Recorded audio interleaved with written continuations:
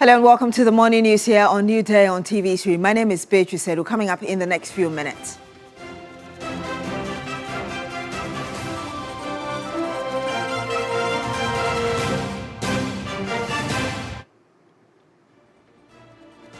President John Mahama reaffirms commitment to strict invigilation for national examinations, describing examination malpractice as corruption.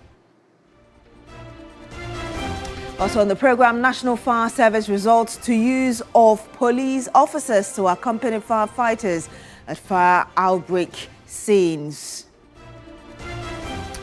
And much later on the program, major anti-illegal mining operation in Amenfi Western Region results in seizure of 7 excavators.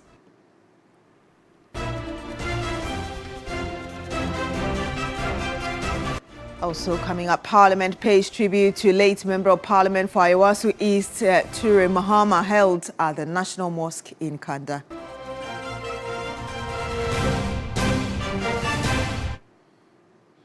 Thank you so much for joining us on the program. Now, President John Mahama has reaffirmed his government's commitment to strict invigilation during national examinations, describing examination malpractice as a form of corruption that will no longer be tolerated. Speaking at the 54th National Delegate Conference of the Ghana National Association of Teachers, Mr. Mahama said that past tolerance of cheating to create artificial success must come to an end. The 2025 WASSCE results mark Ghana's worst performance in recent years, with more than half of the candidates failing core mathematics, the poorest outcome in 7 years. Poor results were also recorded in other core subjects, including social studies. Examiners cite weak problem solving, poor data interpretation, and difficulty applying basic mathematical concepts as key causes of the maths failure.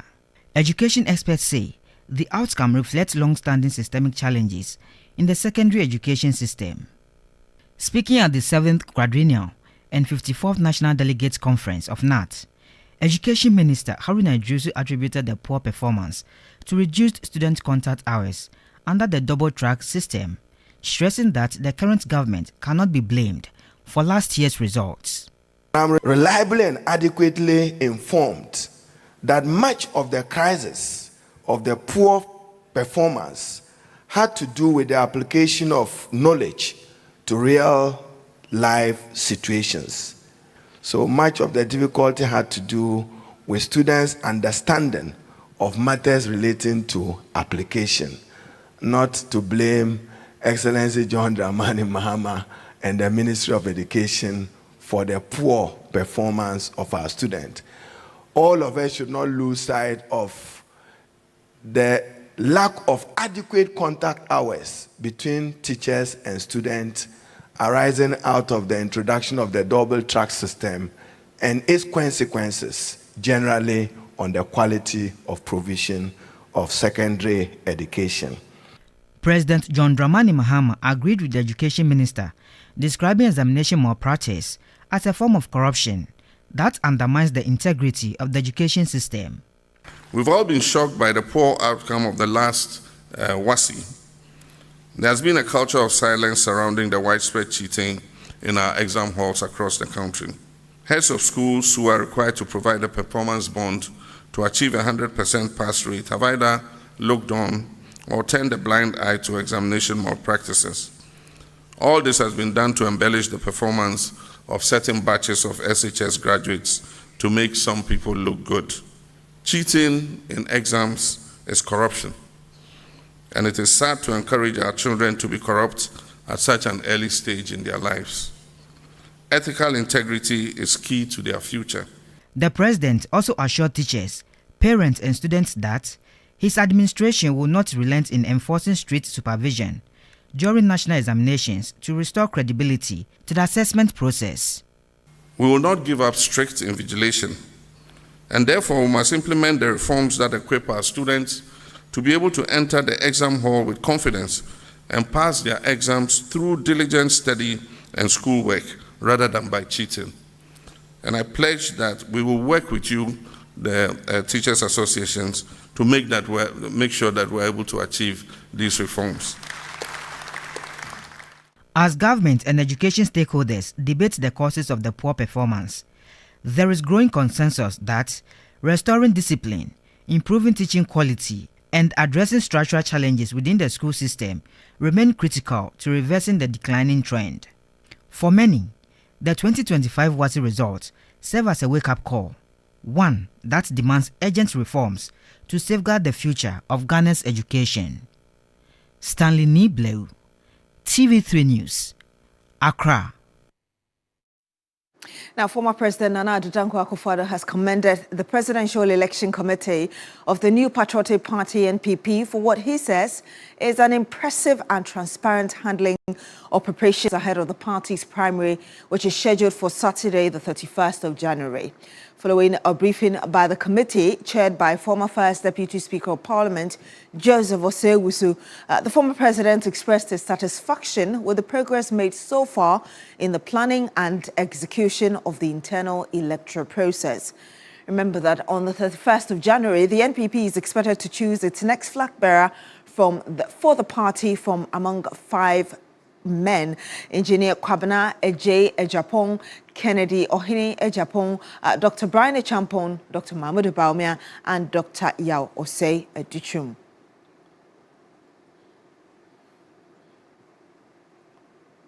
Some more here, and the final funeral rites of the late Ayawaso East MP Mohammed Nasser Ture was held on Sunday at the National Mosque with tribute remarking his compassionate nature and generosity. Now, the Vice President, Professor Nana Jane Opoku-Agyeman, eulogizing him on behalf of the President, John Mahama, urged calm and emulation of his traits in the development of the constituency. صادق الأمين وهو أصدق القائلين والمصدقين ونحن على ذلك من الشاهدين. For 16 years, Mohammed Nasser Ture held the Yawasu East constituency down for the governing NDs with several attempts to unseat him hitting a snag. He was firm in his politics, people-driven and unconventionally quiet. The remarks eulogizing and tribute as poured in from family, friends and associates who have known him his entire life. For his children and spouse, imbibing into them a true sense of humanity will never be forgotten. My husband, you are my blessing from Allah. You lived well, you loved well, you served well. And now you rest in the mercy of the one who created you. Though my heart is broken, I choose to thank Allah for the years He gave us, years full of love, partnership, and achievement. Daddy, you gave us everything a father could give: love, guidance, and a foundation we can stand on for the rest of our lives. Even in your absence, your voice will continue to shape our decisions. Your lessons will still guide our steps. Parliament, where he built his career as a politician, despite being a businessman, remains a home. He was a mentor to many young MPs, offering quiet advice behind the scene and never seeking the limelight for his acts of kindness. He was also a generous giver. In Honorable Nasser Ture Mohammed, Ghana has lost a rising star of its parliamentary democracy, a man whose promise was cut short, by whose example shine. He was the epitome of calmness, of composure, of humility, of simplicity. His punctuality. You see, when you come to Parliament, most of the members will sit in the office till Parliament actually plenary starts. You always see him right from the onset. I can mention him, another few other members who are always on the chamber before the chamber actually start getting into business. So that is one thing I'll remember him. Of course, his nature. Everybody will talk about his nature, his humility, his down to earth, the way he relates to people. It is something that nobody can write away with. Nasser, often in his calm nature, but very committed, exhibited a good sense of commitment to the cause of humanity, the Vice President opined. We have learned of his composure, the kind of composure that allows for clear thinking and advice that works. We have learned of his compassion, his sense of focus, his discipline, his generosity, surely thinking of others, not putting himself first, focusing on his responsibilities and ensuring that he makes lives better for others. After moments of tribute, the final prayers were said by the National Chief Imam for his departed soul and family he has left behind. Mohammed Nasser Toure became an MP in 2013, having just done a year of his 4th term representing the people of Ayawaso East. He has since been buried according to Islamic custom.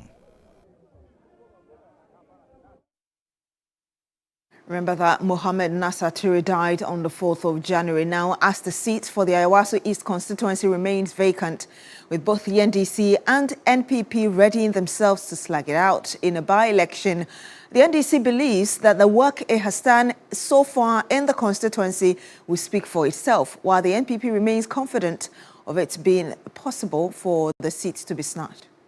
I heard our General Secretary, Justin Kodria, coming out strongly that we are going to contest that seat. And probably this time around, we are going to snag the seat from the NDC. You're confident knowing the trump card of your friend who is just passed from you? Our friend is a killer, but he has just left. So we don't know whoever is coming.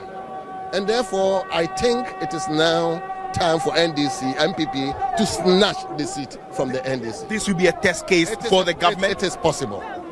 Even though it is a test case for you, it is possible for us. It is common that if you are in opposition, it becomes difficult for you to be able to lobby the ruling government to get whatever you want. It's a must that you must find a substitute who can easily relate with government so that the project that he started will continue. And so for me, yes, it's a democracy. Let the MPP come and contest. But they know that inshallah, given the performance of this government, and given the fact that the MP also performed creditably well, I believe that the NDC is going to retain the seats. So let's pray. Let's pray that that person will have the tenacity, the energy, the spirit, the desire, the will, the will to be able to do much as he did for this country. In some other news, and attacks on fire service personnel during emergency operations are fast becoming a worrying trend in the country. The Chief Fire Officer of the Ghana National Fire Service, Daniela Mausi Sapon, has expressed deep concern over the situation. Her comments come in the wake of recent incidents, including the Kaswa New Market fire and other fires recorded around the country. Judith Brown has more in this report. People beat us. Oh. Yes, to the extent that they even stabbed some of our people.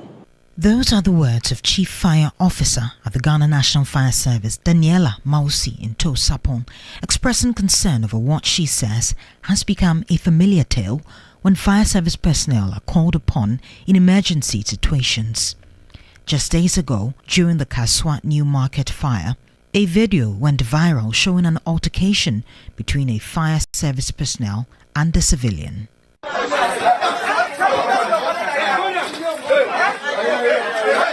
The service later clarified in a statement that the video showed a response to an attempted theft at the fire scene, and that was not an isolated case.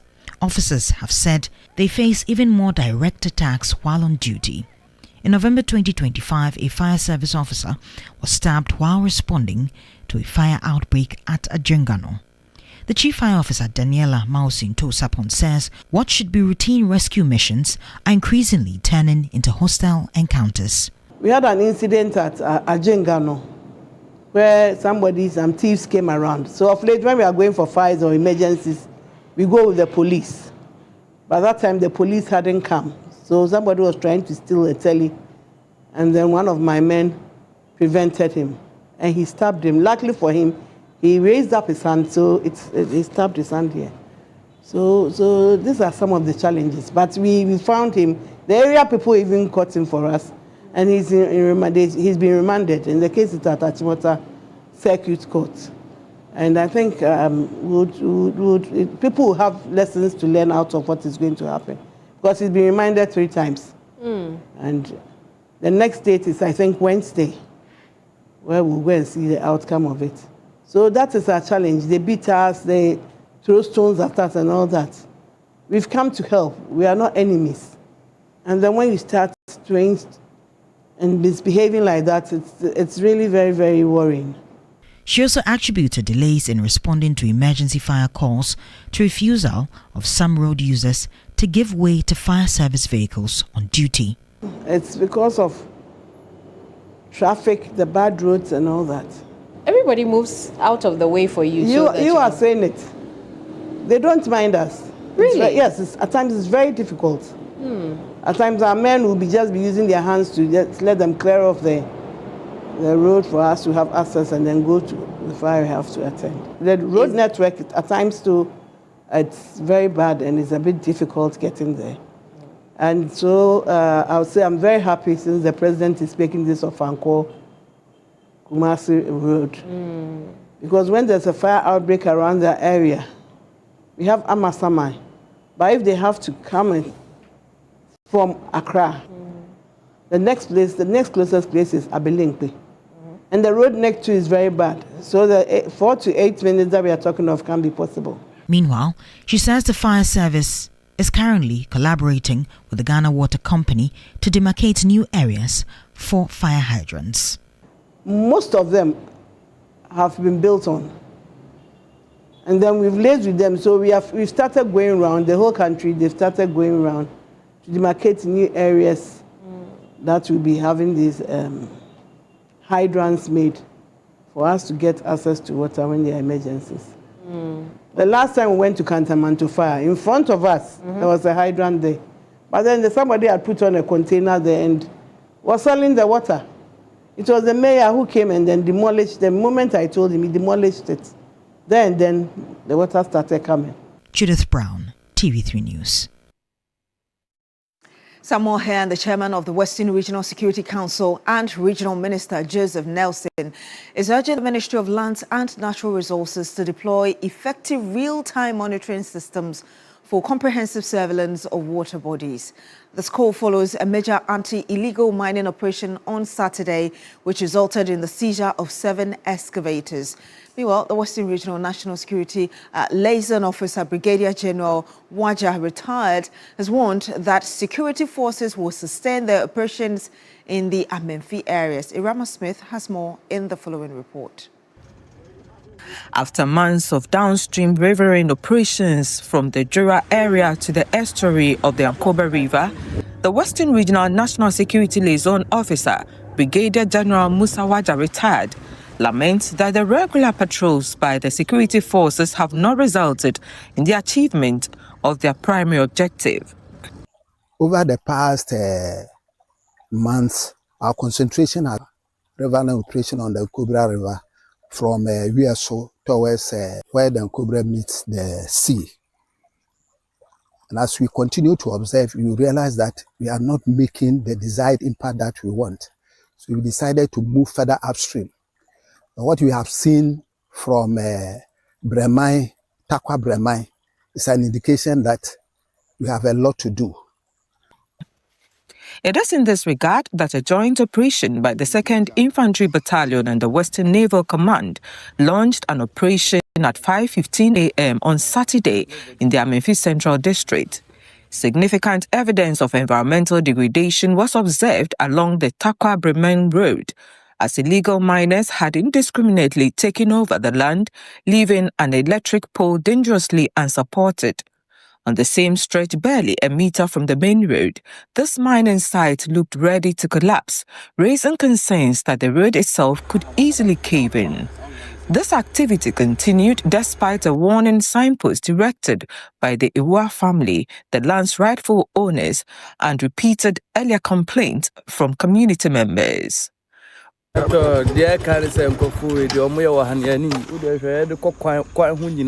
not support what these miners are doing here. Mining our roads to this extent is unacceptable, but we feel powerless to stop it.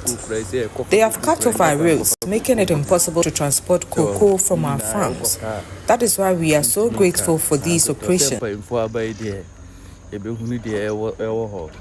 While the 2nd Infantry Battalion actively took action on land, burning makeshift structures, their counterpart in the Western Naval Command struggled to launch their boat, which they had transported from Takoradi. This was due to the severely silted condition of the Ankobra River. Where it once flowed with deep water, some sections had become ground one could cross with ease.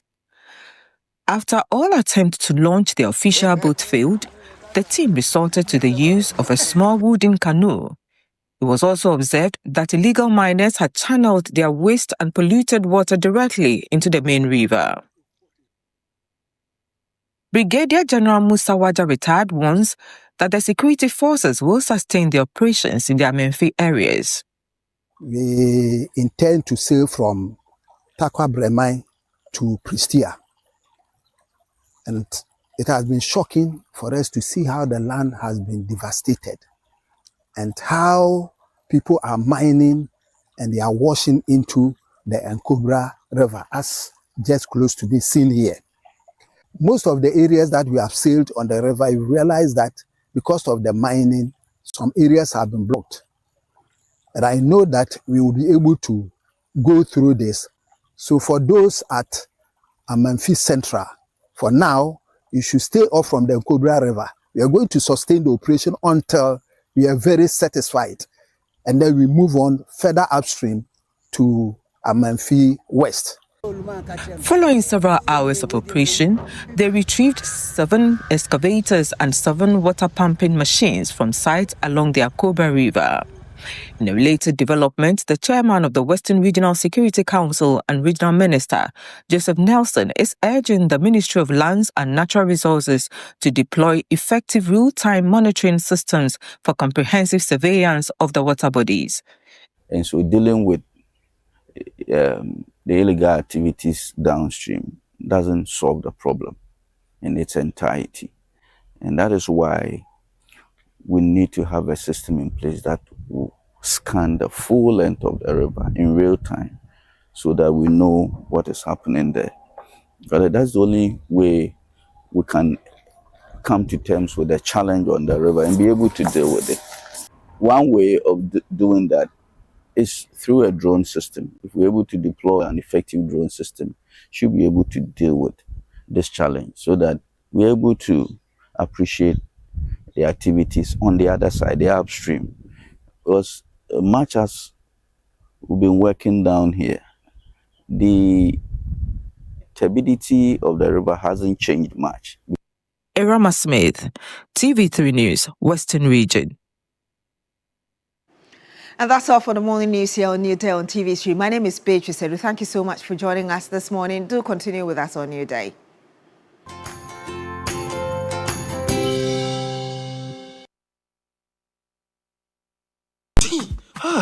My head really aches, feeling cold and feverish.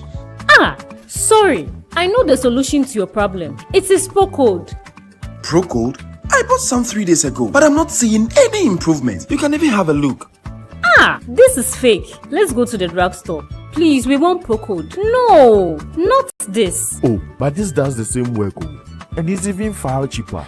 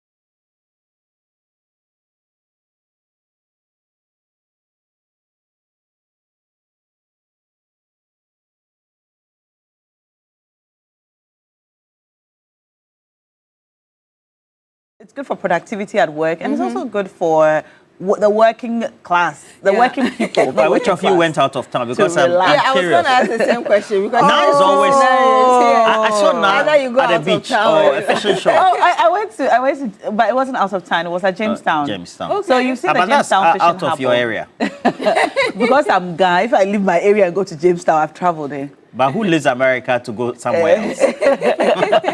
Yeah. So I was on the beach. I was on the beach to buy fresh fish. Wow. Yeah, it's nice. Have you bought fresh fish from the beach before?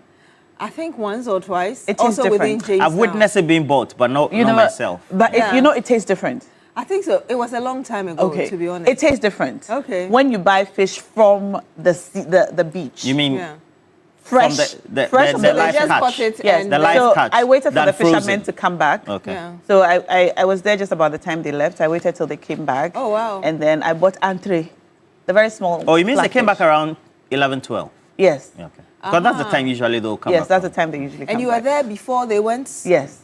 Wow, what time was that? So they usually, it depends. Some people take off around 4 a.m.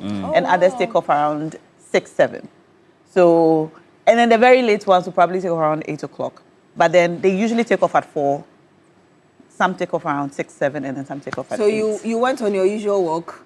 Oh, how can I go and walk? Do you know where I live to Jamestown? I drove there. You drove to a point where it was nice. But how is the trade like now, especially for fisher folk in Jamestown? Well, yesterday from some of my conversations with them, things are good generally, but they have a major concern with those who do the light fishing.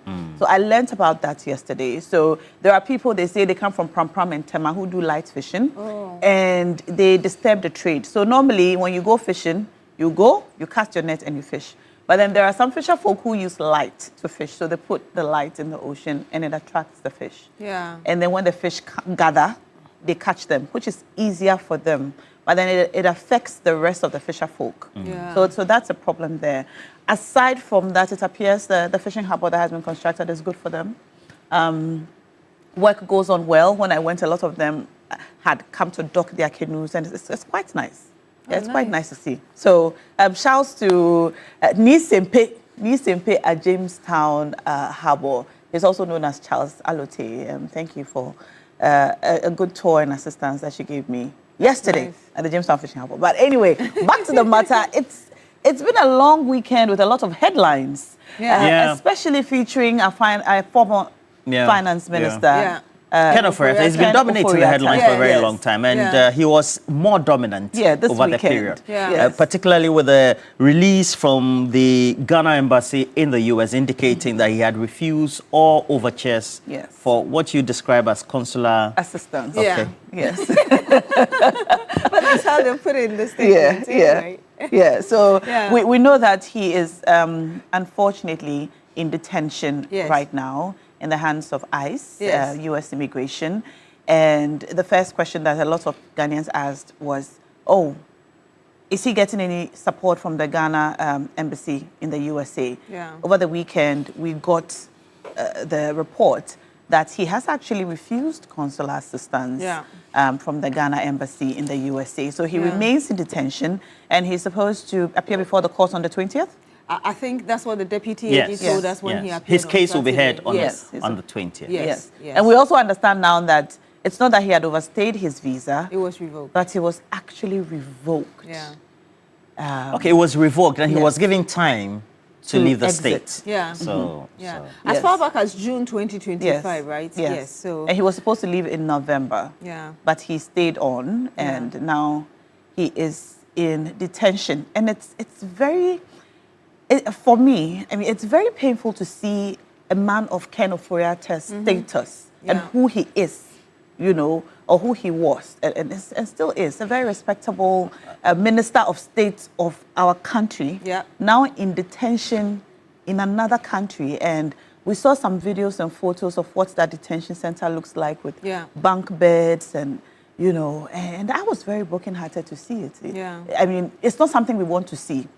It would have been better, in my opinion, if he had come back home and the processes that were supposed to, supposed to be followed legally would be done, and then we would know really what would become of it. But to see him in a different country in detention. Unfortunately, that doesn't seem perhaps to be his decision and the advice being given him. And over the weekend as well, there were a number of people who sympathize with him, who expressly said that they think if they were advising him, they would tell him not to come back, because at this point, even prior, before that, people still felt same. Those who are sympathizing with him because they feel that, I mean, it will not be good for him. They think that this is political persecution, as it were. But again, opinions are divided. A number of people feel, well, if you've done nothing wrong, just come and clear your name. But others who think otherwise feel that, no, if I were advising him, I'll tell him, don't come. I wonder if they will still advise him the same way now. Well, Saturday we heard that. We heard that. For instance, Kofi Bentil, Vice President of Imani Africa, said the same, that if he were advising him, he would tell him not to come to the country. Based on what? Based on the same argument that they think he's being persecuted, they think he will not have fair hearing if he came here. Exactly. But again, then it becomes a bit more, I mean, more complicated, like we're hearing now. If the visa was revoked in June, like we heard the Deputy AG tell us, he was supposed to return in November and he still didn't do. And now ICE, ruthless ICE, let's be specific. Following all that they've been doing over the last few weeks. Exactly. I mean, now people are still arguing about the woman who was shot in Minneapolis and all of that. So it becomes more complicated for him. But let's see how it goes. Yeah. Really. Yeah. Well, we'll see how that goes. But it's not the first time that we've had a minister for the Exchequer who will be facing any form of charges or before the court, so to speak. We've had Kwame Pepera before, and within that same period, we also have Victor Salemi of blessed memory, even died in prison. Yeah. And so while this argument I'm raising is not in a way to equalize, it also means that we have a precedent. And in law, that also means that a stated case has gone through the process of adjudication, ended, judgment given, and subsequently that becomes the precedent by which any form of jurisprudence or judiciary will go through. Exactly. But then also for lessons to be learned, I think that what clouds the narrative is the fact that there is perceived haunting of the man, but there are issues of accountability that many people in civil society as well as in governance feel that once you hold public office, you also have assigns and a network of people you have communicated and worked with over the period, where we have quasi-state agencies who want to ask you key questions, then I believe that you also will be in a better position for the public good to make them answerable, more important. Yeah. And then you also get the opportunity to clear the air. Exactly. Because before the former finance minister became the finance minister, he was also a man of repute. Of course, he had developed a number of businesses in Ghana. He still owns large sections of property in Ghana. Has a wide range of people who looked up to him. I've read his books over the period when I was growing up as well, because he wrote books on how to save, etc. Of course, by the time we had the debt exchange and haircut, etc., all those sort of transformational motivations, we had to dump them, because really, after decades of investment, you find that they're useless. But beyond that, you occupy public office. You have people, whether in the private sector or not, that you work with or who work with state agencies. And so when quasi-judicial organs of state or organizations of state want you to come and answer questions, I believe that the narrative then makes it quite difficult for everybody to see through what really are the issues that need to be answered. 2, how can they be answered? 3, where are there real cases?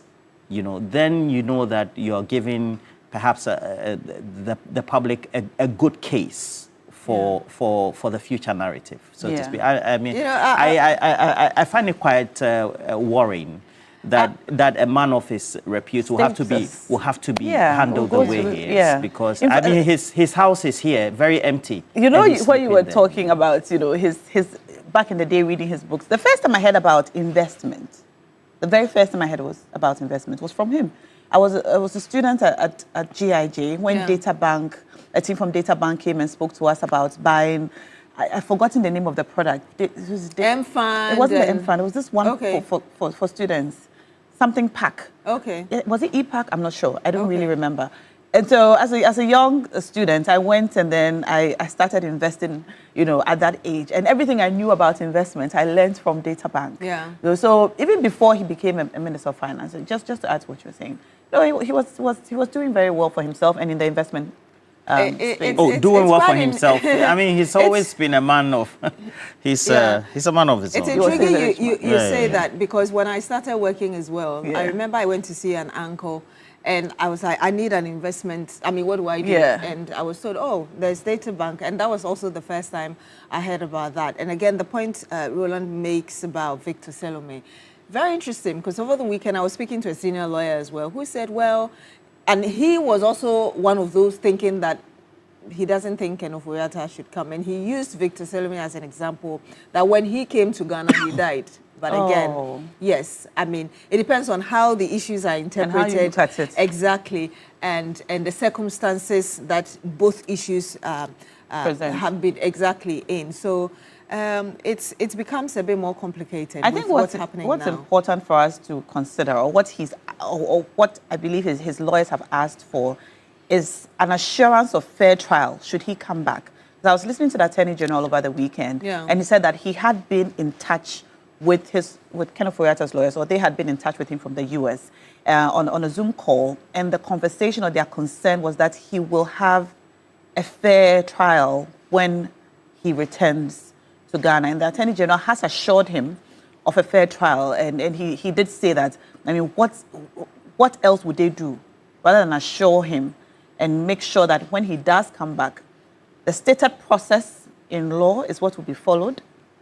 He's not it's not a witch hunt, they're not trying to persecute him, so to speak, and that he will have an absolute fair trial properly, because it's going to be one of those trials, should he come back. That would be, top of the news and in the full glare of all Ghanaians.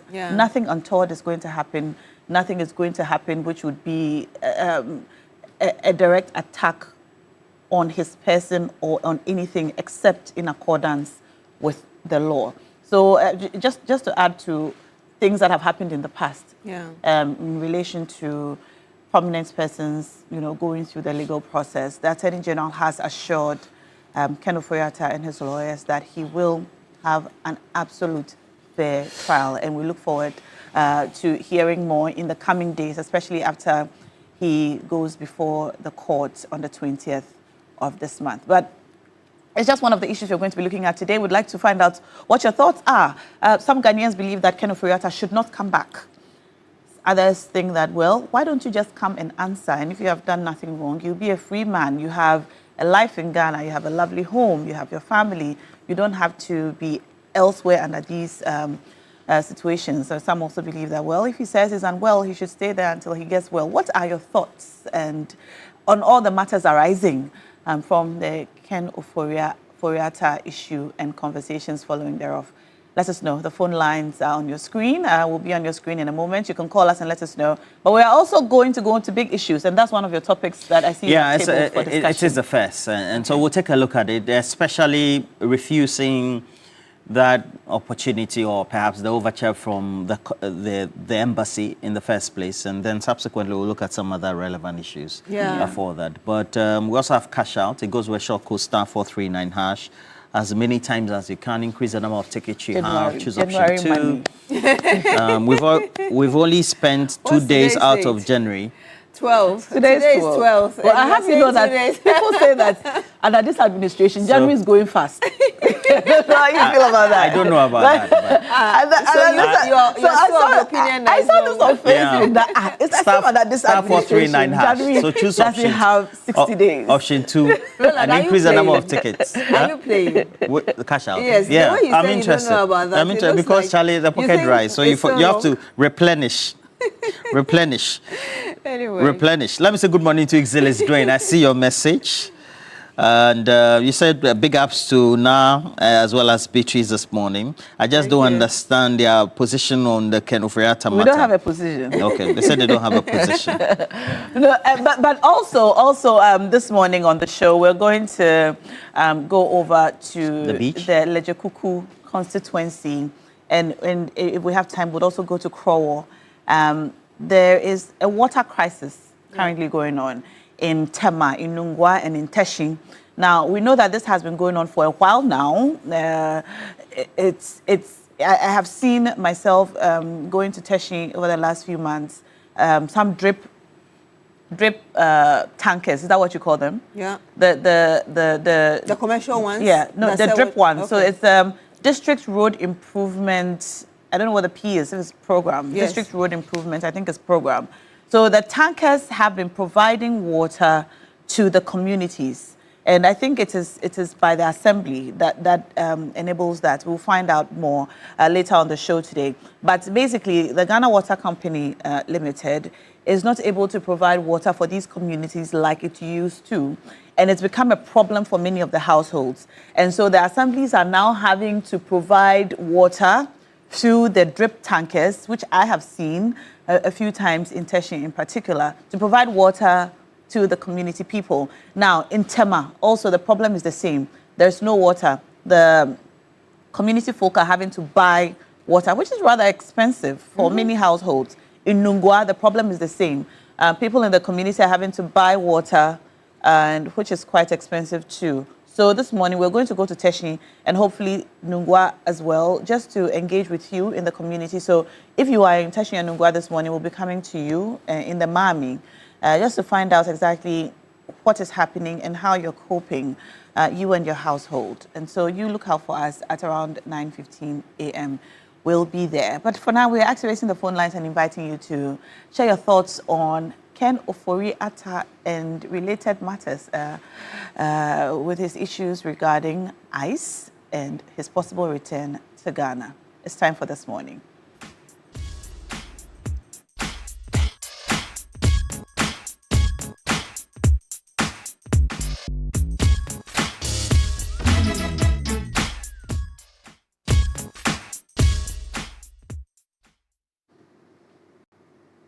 And you're welcome to This Morning segment. Yes, so share your thoughts with that. A lot of things happened over the weekend. Even prior to the weekend, the information about Ken Ofori-Atta, the possibility of he returning to Ghana.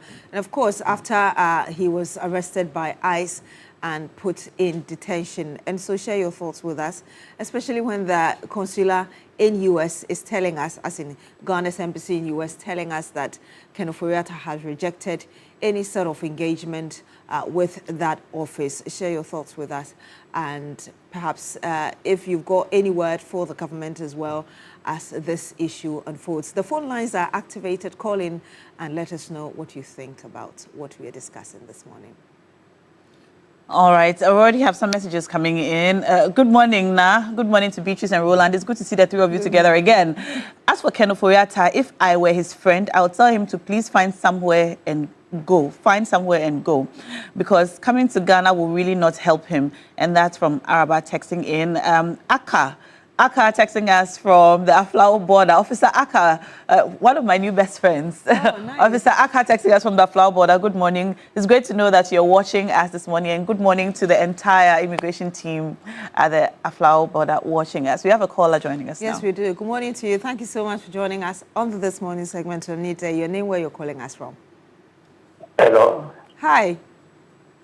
I'm calling from Boku. Yes, sir. How is Boku this morning? Boku is cool. Great. Please tell us your name. I'm seeking permission to just say good morning in Kusal to Overlord of Kusal. Do Allah football Bokna Jugan with Kusal. When I'm not good for Nanam Musa. Coming back to Ofori-Atta's case, the law is the law. If you have accepted a position as a Minister of Finance, and the law says you need to have come and, you say you are innocent about the whole issue, come and clear yourself. Because now with the reference to Victor Solomon and Pepra and Co., it tends to be like political issues. This is not political issue. It is the interest of the Ghanaians. Everybody wants to see the facts of the truth of the whole issue. It shouldn't be intimidating. Nobody is intimidating him. And the second issue is Please, I want to find out if the local government can find out from how much would Ghanaian man should pay for birth and death set. Okay. Imagine some those who are going to Mecca or where now paid about 400, 600 to 1.2. I don't know. I knew previously you used to take birth set free from 0 to 1 year, and now they have brought electronic birth set, and we don't know how much we should pay for it. And we are talking of corruption, and we have created a vacuum for somebody to be careful money at the local level there. Mm. All right. I don't know if you're getting me where I'm coming from. No, we're not getting you. But I think we get a gist of what you're trying to say. Yeah. Hello? Hello? Hello? I'm saying that... yeah, so you're saying you have a problem with the local office of the birth and death registry. Is that it? You think that's the officials there? We don't know how much we should pay for. Okay. Okay. And you said it's in Boko?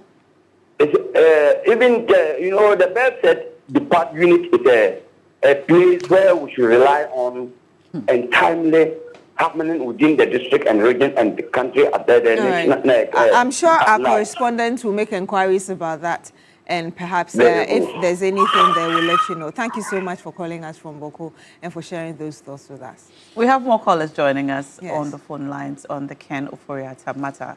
Hello, good morning. Hello, good morning. Yes, sir. What's your name and where are you calling us from? My name is Nambuchi. I'm calling from Katwa. Welcome to the show. What are your thoughts on this? Thank you. Now, how are you? And Roland and Beatrice. We're fine. We are well. Thank you for asking. And the joy. All right, go ahead, my dear. Okay.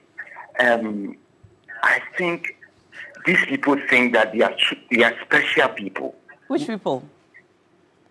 Ofori-Atta and then the MPPs. They think they themselves will set the laws and the rules for them that doesn't apply to them. But it has to apply to ordinary Chinese. These things need to stop. And they are aided by the media and stuff. The law is the law, as you say. I don't think that special things should be created for him. He should be deported. Whatever that has been triggered should be allowed. Nothing special to be done to him. He should face the law when it's done. Simple. Okay. All right, thank you. Thank you so much for calling. You may also call us. Let us know what your thoughts are. Do you think that Ken Ofori-Atta should come back? If you had his ear and you could advise him, would you ask him to come back home? He has refused consular assistance in the USA, and he's set to appear before the courts on the 20th of this month. We have another caller joining us. Yeah, we do. Good morning to you. Thank you so much for calling us, and thank you for joining us on the program. Please tell us your name, where you're calling us from. Good morning. Good morning, sir. I'm Jesse from Obuasi. David. Jesse from Obuasi. You see, from Obuasi. Thank you so much for joining us. Share your thoughts with us. Yes, please. I want to talk about the Galamsey issue because I look the news this morning, and in fact, it is a very big problem because the river and Cobra, the destruction of the environment, Master, Ghanaians, we are in danger. So I'll call the president to declare the forest zones and the river zones as what? A security zone. Nobody should go there. Or state of emergency in our river side and the forest side. Because the soldiers are holding the guns as we are holding the sticks. It doesn't work for Ghana. It doesn't work for Ghana.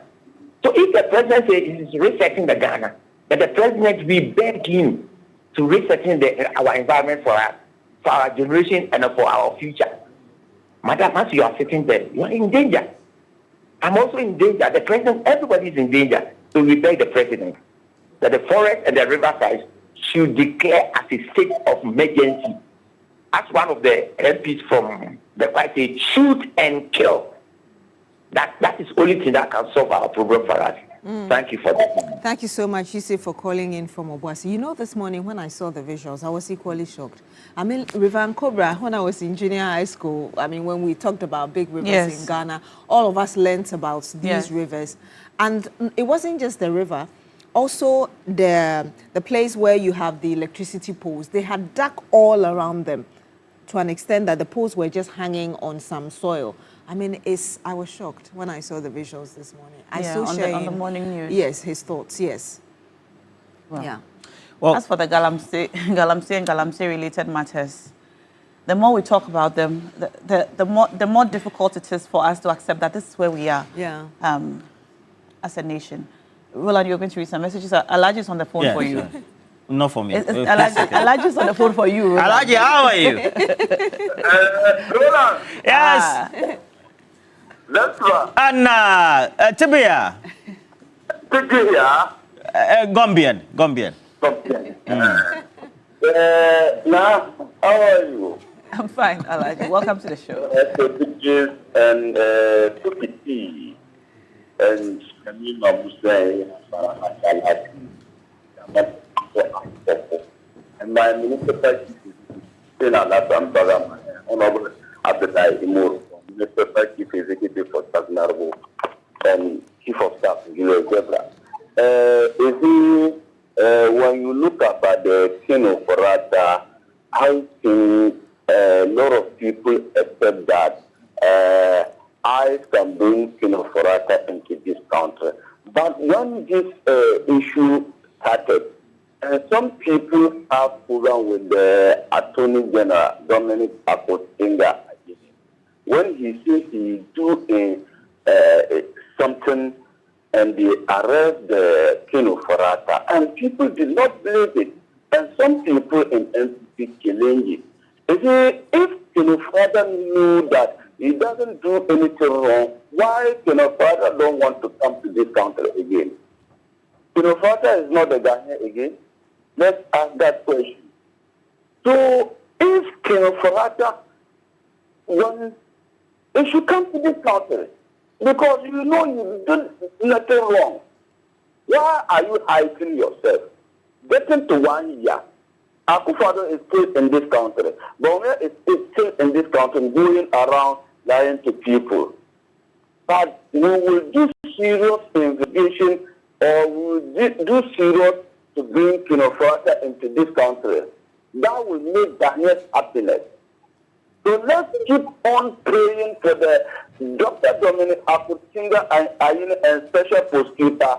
They should be serious and bring this man into this country. If not so, Daniel will not happy. So we don't want Kino Forata in the abroad. We want him in this country. Let's keep on fighting in our prosecution for the Kino Forata. May God bless our homeland Ghana and make our nation great and strong. Thank you very much.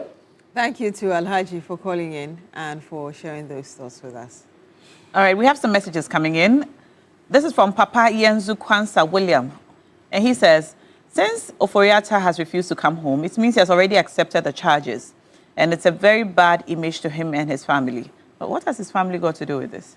All right. Good morning now. Are you surprised that the former finance minister was living in a luxury apartment which was once occupied by former U.S. Vice President Kamala Harris? Remember, the president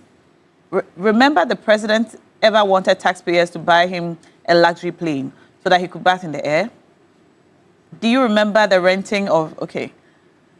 All right, Kalioman, thank you for your message, but I'm not reading all of it.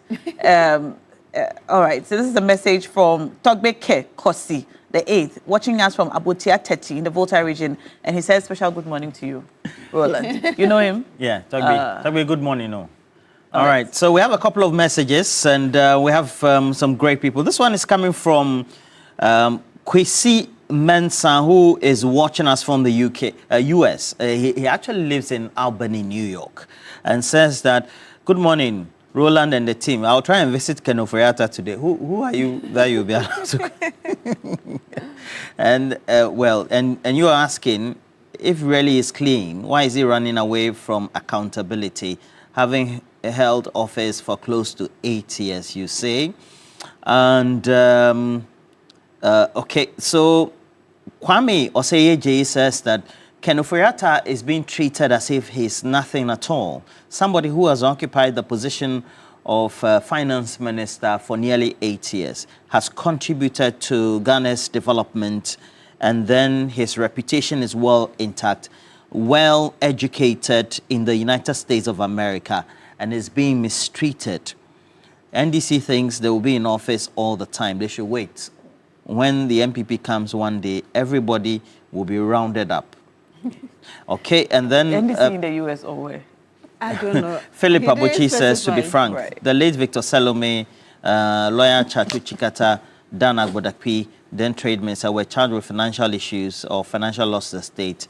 And one of them even died in prison. Today, what is preventing the former finance minister, Ken Ofori-Atta, from coming home and facing the strong charges? Even Kwame Pepra, a finance minister, was also held before court. Let me read 2 messages. One from Simon Yen. Good morning, Beatrice, Roland, and Na. On the brouhaha of Ken Ofori-Atta, it is now clear that his visa was revoked and he was giving up to November to leave, but he did not comply, hence his arrest. We also understand that he has declined the audience from the Ghanaian embassy.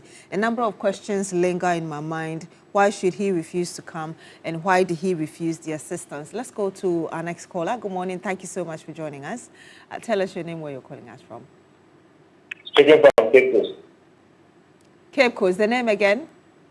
Larry, speaking from Cape Coast. Yes, sir. What do you think of what's on the table today?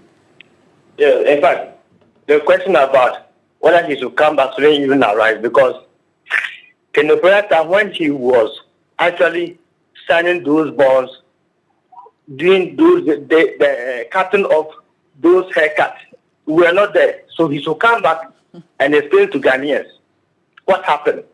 When he was doing that, signing those SMS deals, we were not there. Roland now was not there. So he should come back and explain to Ghanaians to know what happened. Thank you so much, Larry, calling us from Cape Coast in the central region. There's also a message from Aziz Donla, where he says, if Ken Ofori-Atta doesn't come to account to us, it will be a bad precedent because duty-bearing wouldn't mind spending our funds on unproductive ventures. Ken must come home. And that's coming from Aziz Donla. There's also Master Planner Junior, Policy Analyst Kintampo. He says if they also think Ken Ofori-Atta has done something wrong, they should tell Ghanaians and go ahead to deal with him. There's one thing this government wants to achieve, to see Ken Ofori-Atta in handcuffs with his pictures and videos on social media. Anyway, that's coming from Master Planner Junior, Policy Analyst Kintampo. Thank you very much for sending in your messages and for calling through. Well, dreaming of watching the 2026 FIFA World Cup live in the USA, Canada, or Mexico? Let the visa stress stay off the pitch. At Touchdown Travel, so we guide you step by step from documentation to interview preparation, so you can cheer your team live. Touchdown Travels, your stress-free travel agency for the 2026 FIFA World Cup. We're located at the LOC building at Dabraka. Contact us on 059-3434-175. Touchdown Travels. We handle the journey. You enjoy the moment. And yes, are there still some messages for us? Well, so we have a couple of messages. Yes. Okay. So this one is coming from Prince Nani Ayok, watching us from the UK. It is indeed sad to see Ghana's former finance minister detained in the US by the Immigration and Customs Enforcement, that will be ICE, over issues with his immigration status related to the validity or extension of his visa or stay, especially since he has a home country to return to amid ongoing corruption allegations against him back in Ghana. And, well, all that is needed. People are asking why the family issued statement when he was issued, and people are asking why the family issued statement when he was issued red alert. Let him come home and then face justice. And then also have this one from Sherry Giovanni. I will advise Ken Ofori-Atta to come home and defend his image and integrity. On the other hand, the authorities must also try and bring down Madam Sedinam Ationu Tamaklo to serve her prison sentence as he was jailed in absentia. Good morning to Rashid Dramani and Miss Maria Moga of UEW and Richmond Sechi as well. Good morning to you. And subsequently, we also have more messages coming through. Adelate, and that is Anna Adelate of Ejumakun, gets the DA Basic School at Ejumakun in the Central Region. You're a member of the Ghana National Association of Teachers. Wishing you all the best for the day. Well, as you prepare to call in and send in your messages, let me remind you that there's a world-class university right here in Ghana, and that's Rosebank International University, a strong South African university and a brand of the ADV Tech Group, Africa's largest private education provider with 146 schools across 5 African countries and over 100,000 learners, and partly owned by the World Bank through the IFC. Rosebank International University is fully accredited by the South African Qualifications Authority, the British Accreditation Council, GTEC in Ghana, City Guild UK, and Capsicum Canary Studio. At Rosebank International University, we offer a Doctor of Business Administration, MBA, Master of Science, and Master of Philosophy in Digital Marketing, Bachelor of Supply Chain Management, targeting professionals in freight forwarding, customs, and many more. We offer hospitality and culinary arts, available at diploma, undergraduate, and postgraduate levels. Our ICT has BSc Information Technology and Business Systems and IT Computer Application Development, all carefully designed to equip you with the skills and qualifications needed for a successful global career. Our mission is simple: inspiring excellence. Admissions are now open for January 2026. You can visit our modern campus at Airport Commercial or Pebia House, Accra, or apply online at www.riuc.edu.gh. Rosebank International University, building global citizens. And you're still here on Newday on TV3. When we come back, we'll bring you the big issue and many more. Do stay with us.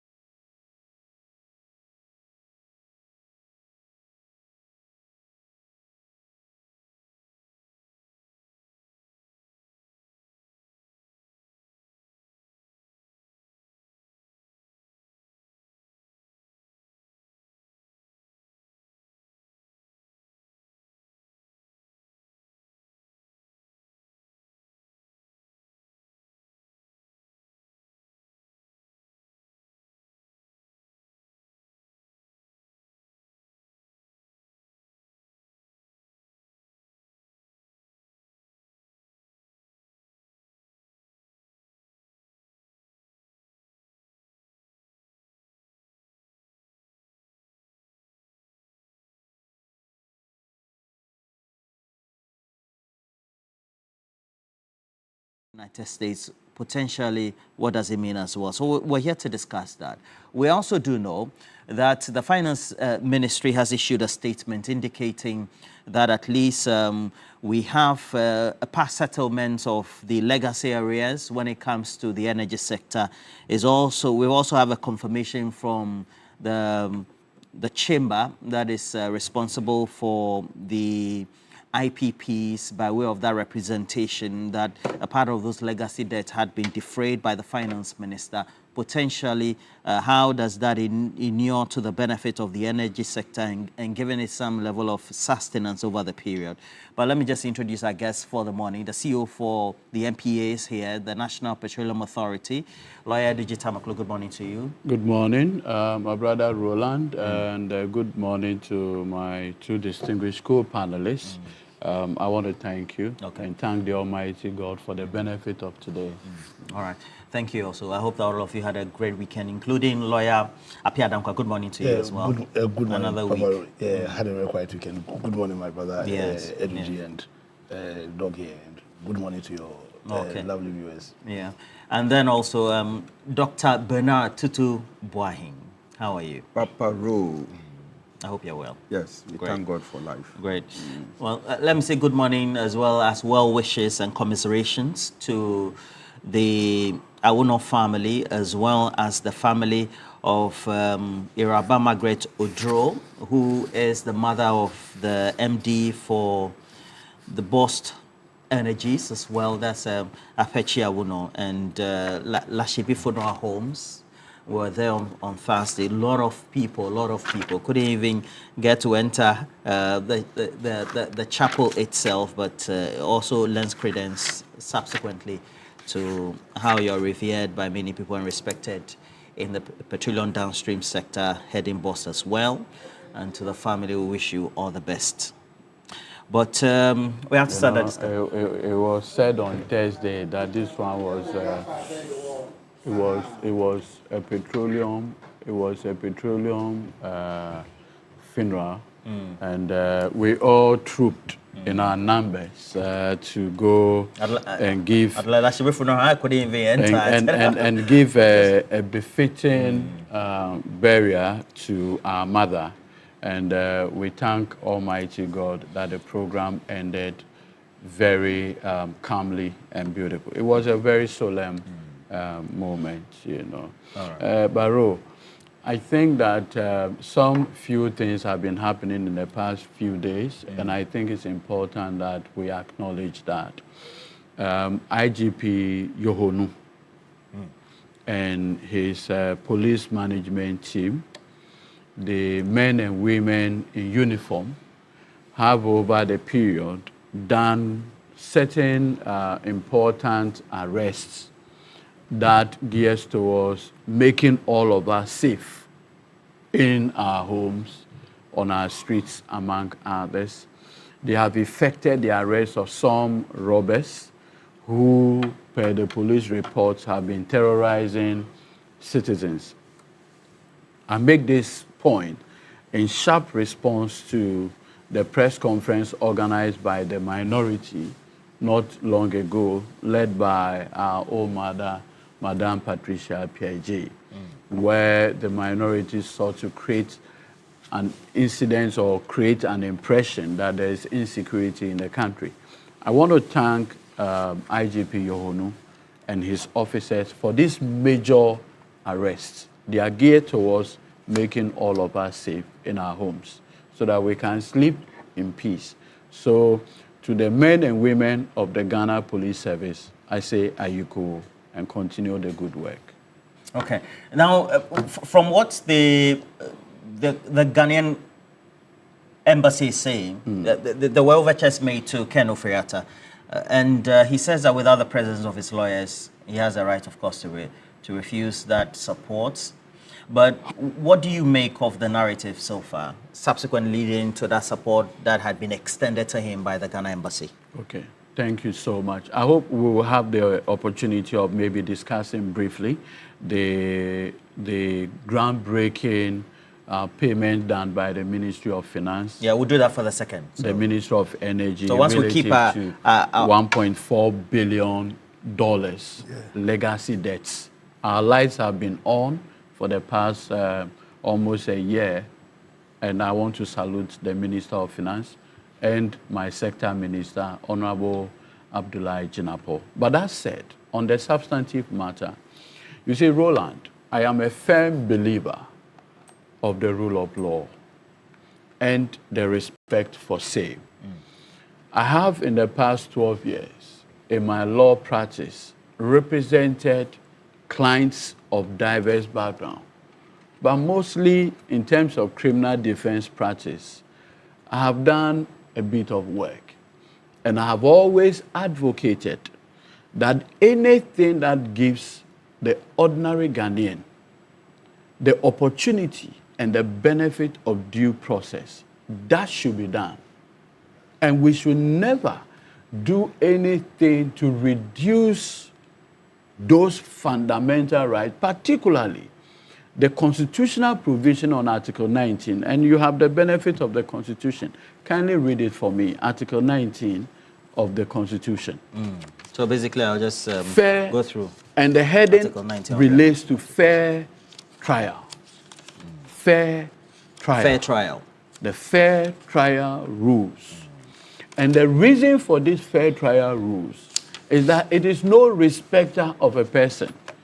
Be you a Ken Oforiatta, be you an Eduji, be you Boahin, be you a Roland, be you what?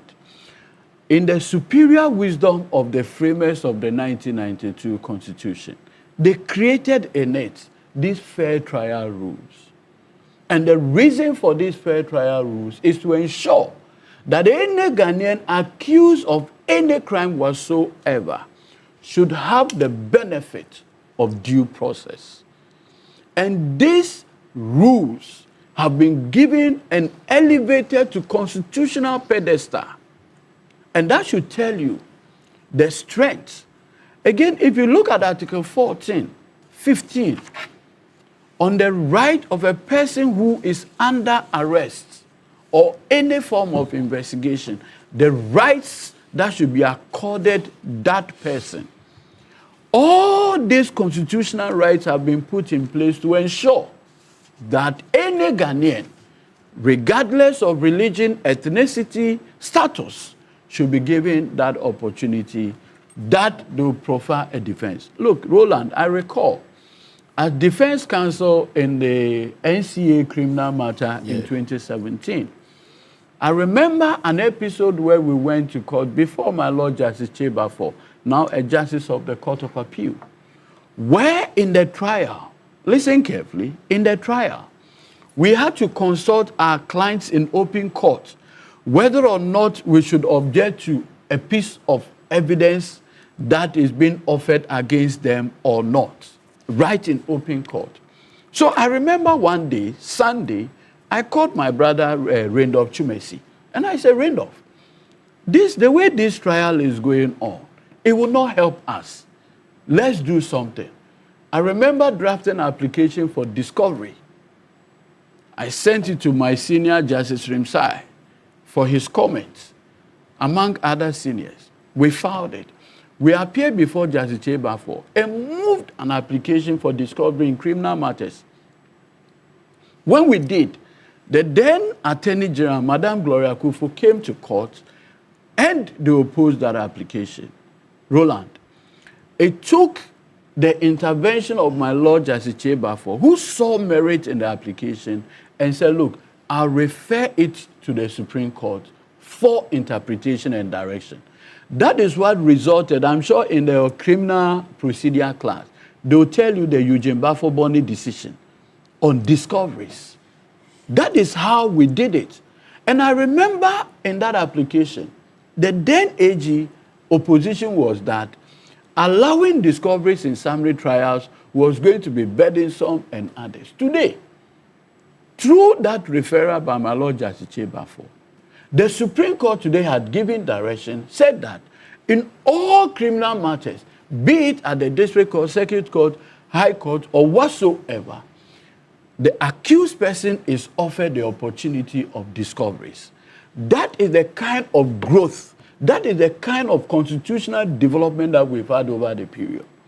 Now to the specific issue of Mr. Ken Ofori-Atta, and I needed to give these preambles so that we would all appreciate the development that had undertaken by Ghanaians over the period. Look, Roland, Mr. Ken Ofori-Atta, from 2017, became the finance minister of this republic until he was replaced by the Honorable Amin Anta.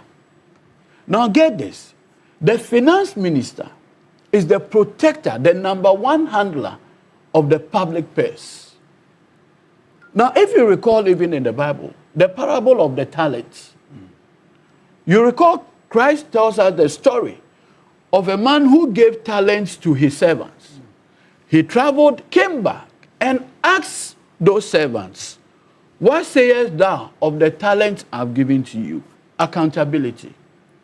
So you notice that when we created this constitution, we provided in it that the governing principles underpinning this constitution shall be: 1, probity, to probe, to ask questions; 2, accountability, to account for your stewardship. And you're saying this in relation to Ken Ofori-Atta? Ken Ofori-Atta. So you will notice that the governing principles underlining our current constitutional architecture is probity, accountability, and social justice. The reason for this principle should never be lost on any of us public officers. Not long ago, I had to appear before the Public Accounts Committee, but for some reason, my deputy had to go to account for the work I do. And that's why the name of the committee is what? Public Accounts Committee, accountability.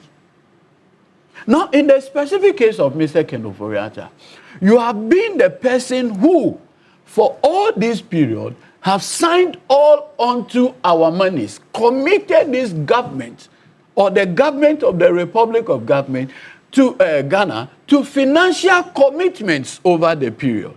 In fact, the law of what? The Public Financial Management Act is a Ministry of Finance Act. Now you have a situation where you have just been asked, come and account for your stewardship.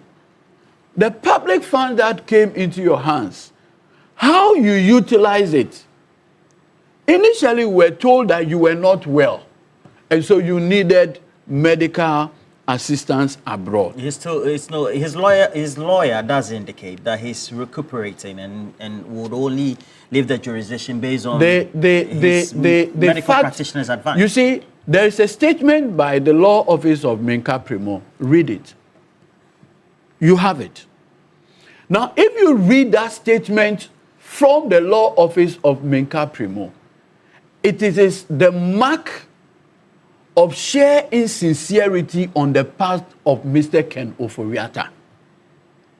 That statement from the Law Office of Menka Primo puts the Ken Ofori-Atta narrative that he was not well, he was sick, and therefore needed medical attention into a different perspective.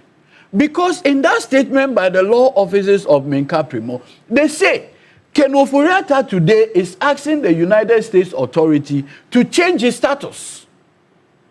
That is insincerity to the highest order. How is that?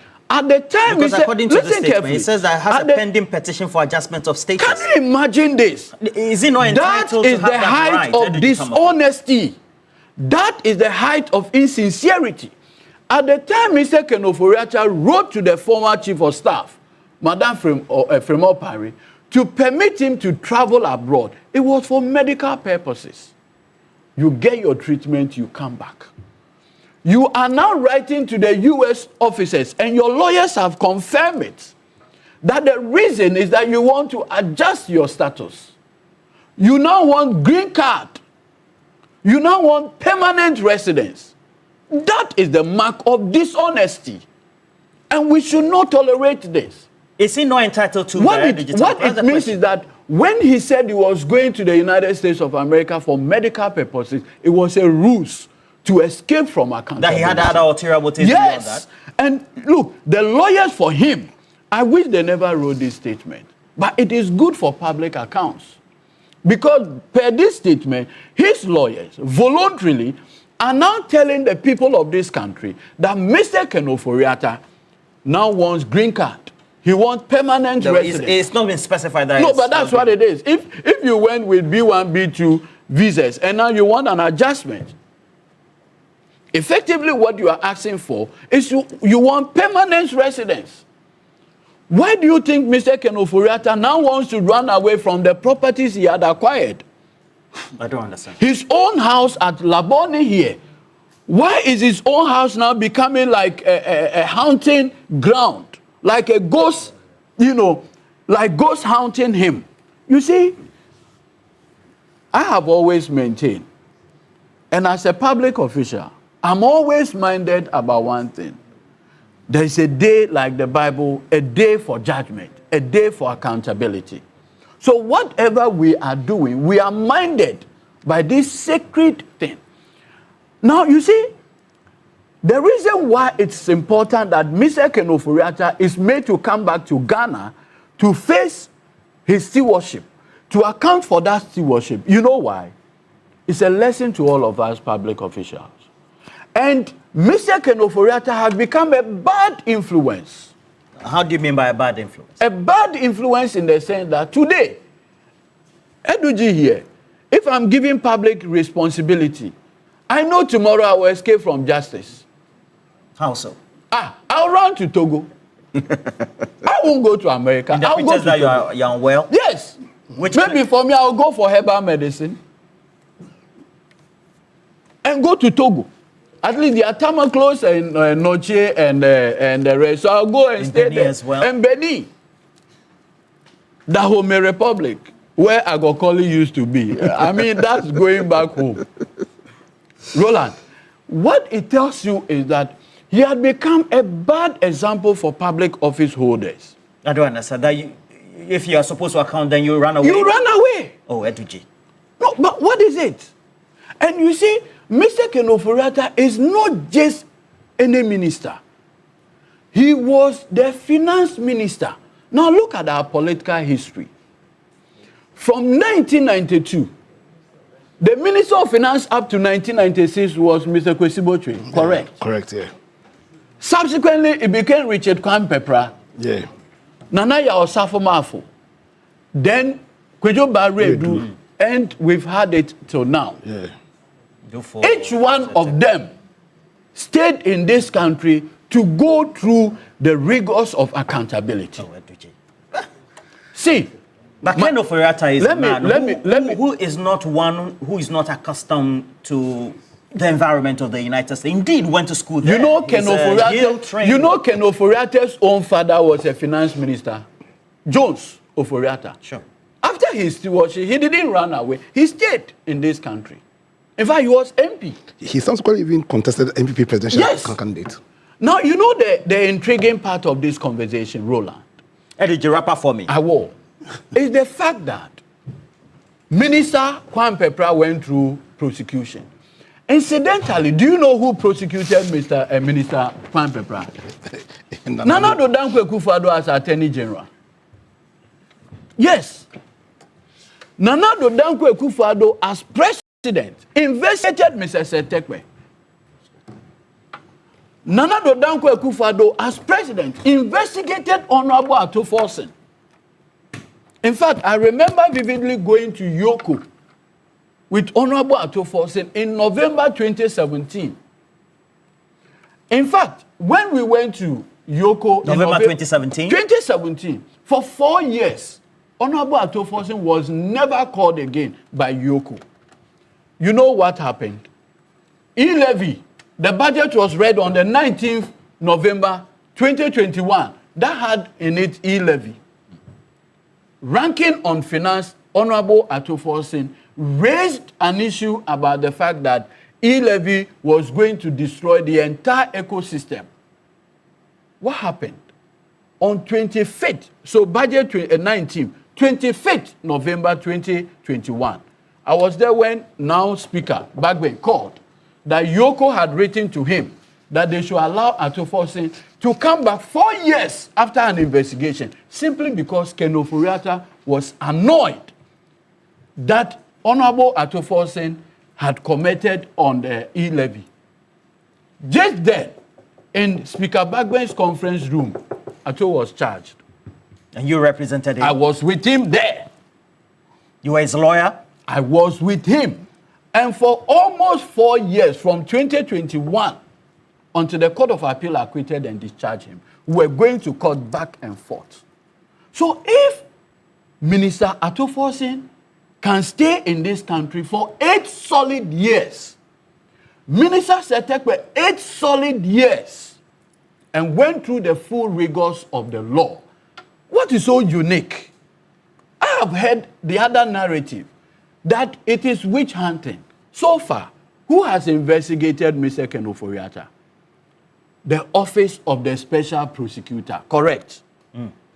October 2017, President Nana Addo Dankwa Akufo-Addo assented to the act establishing the Office of the Special Prosecutor. Did Nana Addo Dankwa Akufo-Addo, Ken Ofori-Atta, and the NPP in 2017 set up that office to witch hunt people? I don't understand. That is the office that is prosecuting and investigating him. And so where from this narrative of witch hunting?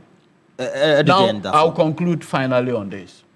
President John Dramani Mahama, who even became president of this republic, Nana Addo Dankwa Akufo-Addo wrote to the Office of the Special Prosecutor to investigate him and his family. What's your point with this? The point is that even the president, the former president, OSP, went to him, took his statement in the company of his lawyers. Due process. What is so unique about Mr. Ken Ofori-Atta? I don't understand. That he cannot. Is that what you're claiming? Even a former president, not minister, former president, went through the full rigors of Ghanaian criminal law and came out clean. Lawyer Pierre Dankwa. Does it not, is the impression not being created that if you are running away, it means you have committed some offense? Who is creating that impression? He hasn't created that impression. Indeed, the onus lies with. Why do you go for lawyers like with the prosecution? Why do you go for lawyers like to John? Prove beyond or reasonable Why doubt? do you go for lawyers like John Ashcroft and the rest? If everything that you have done is above board, but he's entitled to legal counsel. And you see, in the specific case of a finance minister, what makes his role unique is that, like the wife of Caesar, you need to live above reproach. Of all ministers, the one that have direct financial fiduciary responsibility is that of the finance minister. And so I think that it's even in the interest of my brother's political party, the NPP, that Ken Ofori-Atta comes and account. So that in 2028, when you are campaigning, Ghanaians will not believe that if you vote for NPP in a very long future, their finance ministers will run away from accountability. Dr. Kwekubuahi has joined us. How are you? Where's Ken now? Ken is in Accra. Okay. We're doing the Ayawaso block within this week. What we did is that we didn't finish Greater Accra, and we had to go into Ashanti region and come back. Okay. So you're combining those two strong regions. Yes. And then. What's the response so far? Oh, it's been good. Okay. It's been so massive. All right. Yeah. And his comments as well as his campaign videos are replete on social media as well, particularly TikTok. Fiery. Yeah. It's going so well. Pierre Dankwa, the suggestion that, well, he has to come in country for accountability, so to speak, also cannot be justified, is it? Because he hasn't been proven to be guilty or otherwise. So let me wish you a good morning once again, and to say emphatically that I align entirely with the views shared here, as in so well articulated here by my learned friend Eduji Tamaklo, and to say that over the last So, okay, between 2017 and 2024, we saw a government that in its dealings, in how it managed Ghana, behaved in a manner or governed Ghana in a manner that was adverse to our common agenda. That was adverse to the values, principles, and ideals clearly stated under our constitution. Because, like Edwin rightly said, one of the very core values that underpinned our 1992 constitution are the values, one of a firm belief in the principles of the rule of law. I know that one of the fundamental principles of the rule of law is a belief that we are all equal before the law. We are all equal before the law. And two, a belief in the principle of probity and accountability. So that on 7 January 2017 and 7 January 2021, when Anadu took his oath of office, among the things he vowed to do was one, to... I shall protect the public purse. Even beyond that, he said he was going to protect, defend, and preserve the laws of Ghana. He said he was going to be faithful to Ghana. And that meant that he was going to be faithful to the values of Ghana. One of the core values were the values of probity and accountability. You recall that Nana-Addo made it one of his core political mandates in his bid to protect the public purse, in his bid to uphold the principles of probity and accountability, the creation of the Office of the Special Prosecutor. So in 17 October 2017, right, Nana-Addo assented to the act that created the Office of the Special Prosecutor. I think when he assented to that office, he showed his first act of unfaithfulness. Because he, being an astute lawyer, he knew that to create a body whose purpose was to be independent, to be non-partisan, and to be independent, then that body ought to have been created by an amendment of the Constitution. Because Article 88? Because of Article 88, the OSP is not independent. And you see that weakness in the OSP, in how Ken's case was issued, as it has been handled. You mean the SMO case? All the cases that the OSP, this current OSP, were cases that were done before February 2024. Because Ken resigned February 2024. I find it strange. I find it very strange that it had to take more than almost 2 years before charges were preferred against Ken. And you see, when Ken was leaving Ghana, the OSP was aware. He didn't do anything. I think I said it here. It's very strange that the OSP suddenly has the cojones to bring charges against Ken. But he will do that because, in my view, there's absolutely no commitment to hold Ken himself accountable. That's what Ken, I don't want to talk about him. Because clearly he's running away. You understand? Clearly he's running away. He's running, huh? Oh, he's running away. The narrative is that he's entitled to listen, he's running away. Petition the United States for his visa status. See, in January, when Ken wrote the letter to the chief of staff, or when the OSP came out, Ken in that letter said he was leaving Ghana indefinitely. No, so indefinitely. For medical treatment. Indefinitely. That's what he said. That was a clear intention that, listen, I'm leaving your jurisdiction. I have created a hole worth $97 million. I'm leaving your country. I have masterminded the SML deal. Millions of dollars lost the state. I'm leaving your country. PDS. I've sat down and masterminded PDS. I'm leaving your country. I'm leaving your country. I won't come clearly. But you see, when it comes to upholding the principles of probity and accountability, yes, that duty falls on all public officials. But the institutions created to uphold those values failed us. Have you heard of the Obotan case? You know about the Obotan case? Very well. Are you not concerned that in spite of the Obotan case, in 2021, Ken was passed by the Parliament of Ghana to continue being a minister? Were you not worried? Even when he had 137. Well, he went through the process.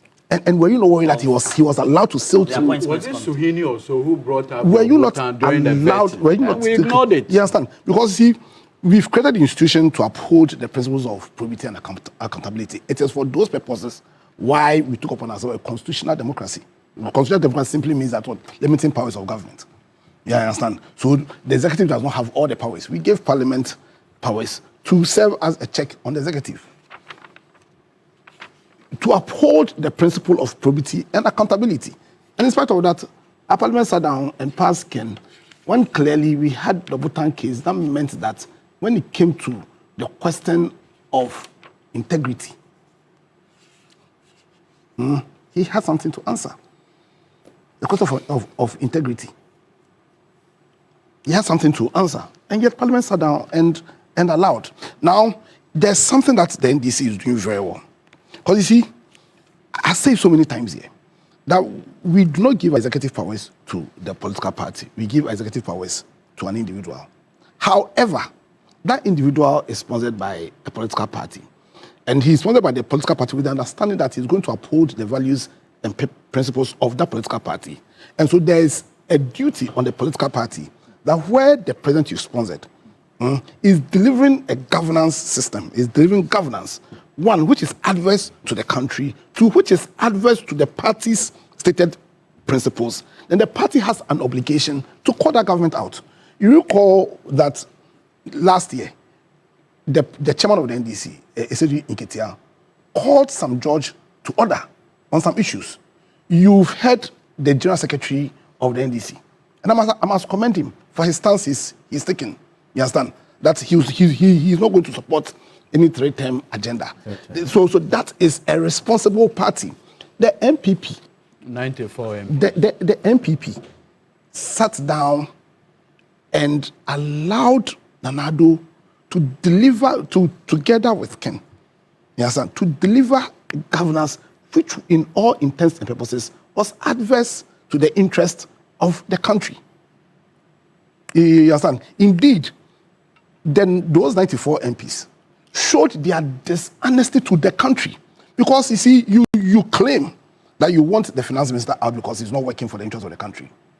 Should it matter that members of the minority, members of the minority, when they've taken steps, you understand, to remove, what's it called, the said minister you claim was not good for the country, and immediately the minority take those steps, you suddenly go and support or oppose the attempt to remove. So then, what is your interest? Is your interest Ghana? And so what was the honesty or integrity in your call on the president to remove the minister? The MPP did this country a massive evil. Massive evil. Without this whole... Being what? Exactly. This all can, and I'm telling you that, so they are one. Because he hasn't been charged with any... He's been charged.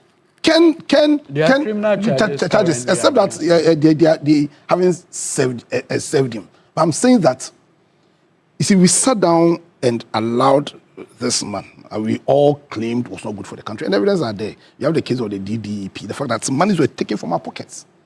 You have the criminal manner in which our economy was run for 8 years under his watch. You see, me, I would even urge caution on this note, that as learned friends, he's going to get the benefit of due process. You come, Keke, you come. Let's use brass band and things to go and meet you at the airport. But you see, there's an onus. There's an onus. There's an onus on government. There's an onus on government to uphold the principles of probity and accountability. There's a duty on government. Through the Attorney General. And the OSP, whatever. Because, see, it's not just about Ken coming, but you must, first of all, we were criminally negligent in allowing him to leave the jurisdiction in the first place. But he having left, right now we are debating because the USA are not taking action they are taking because of Ghana. They are taking the action they are taking. They are revoking. In fact, the Attorney General is claiming of clear breaches. No. I think that we should set that record straight. I know on authority that the Attorney General of the Republic of Ghana reached out to the U.S. Embassy. The U.S. Embassy reached out to the State Department. The State Department revoked the license, specifically revoked the visa. There was a specific revocation. Okay. And then they permitted him that, well, you can come back voluntarily.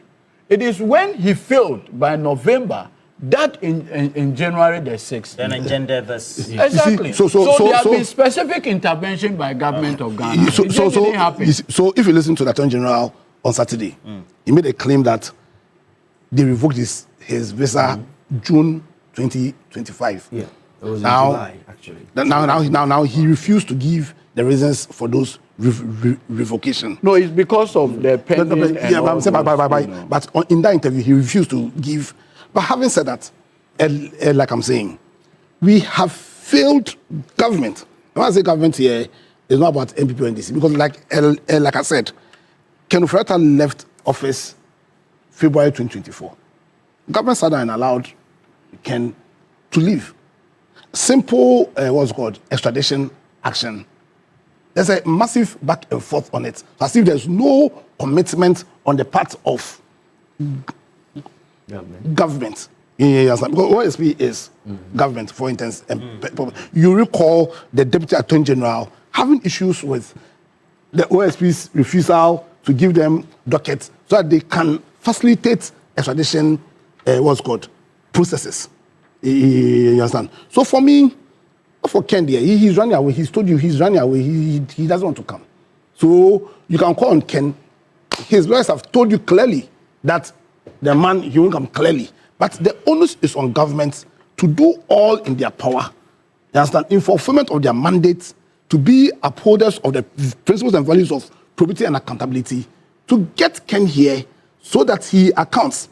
Otherwise, you heard the MPP, one of the MPP officials saying on Saturday that there's nothing Which in MPP official? I don't remember his name, but there's nothing in our laws that mandates that. Roland, you are the moderator. Kindly read here. Here for the preamble. Let me finish on this. Let me finish. Read the preamble. We all heard an NDC senior man say that there's nothing in the laws of Ghana. I mean MPP. MPP. I said MPP. What did I say? NDC. Oh, no, it's not NDC. Please conclude for me. We all heard the MPP. In fact, is it Mesa? Itapa Mesa. Say that there's nothing in the laws of Ghana that mandates us to hold political leadership accountable. Oh, how? Yeah, he said it over the weekend. You understand? But those thinking, those statements will have sway if we do not set a clear precedent with Ken Ofori-Atta's matter. Maybe we have so the preamble, what's the essence of reading that? Please read okay. here. So the preamble, it says, in the spirit of friendship and peace with all peoples of the world, then in solemn declaration and affirmation of our commitment to freedom, justice, probity, and accountability. Fantastic. Why is okay? I've got your point now. But Dr. There's Tsubwai, clear understanding of what he said. Maybe the lawyers. No, it's not misconstrued. Those who tend to support him. Hearing it's not everyone within even the opposition MPP that seem to be backing the narrative. Say that he's entitled to, well, whether change his immigration status or make a decision that you can try me in absentia because I have my legal team to respond to whatever allegations or charges that will be leveled against me in court. And rightfully, going by the same constitution, he's entitled to that, is he not? Good morning to our good selves and then good morning to our viewers.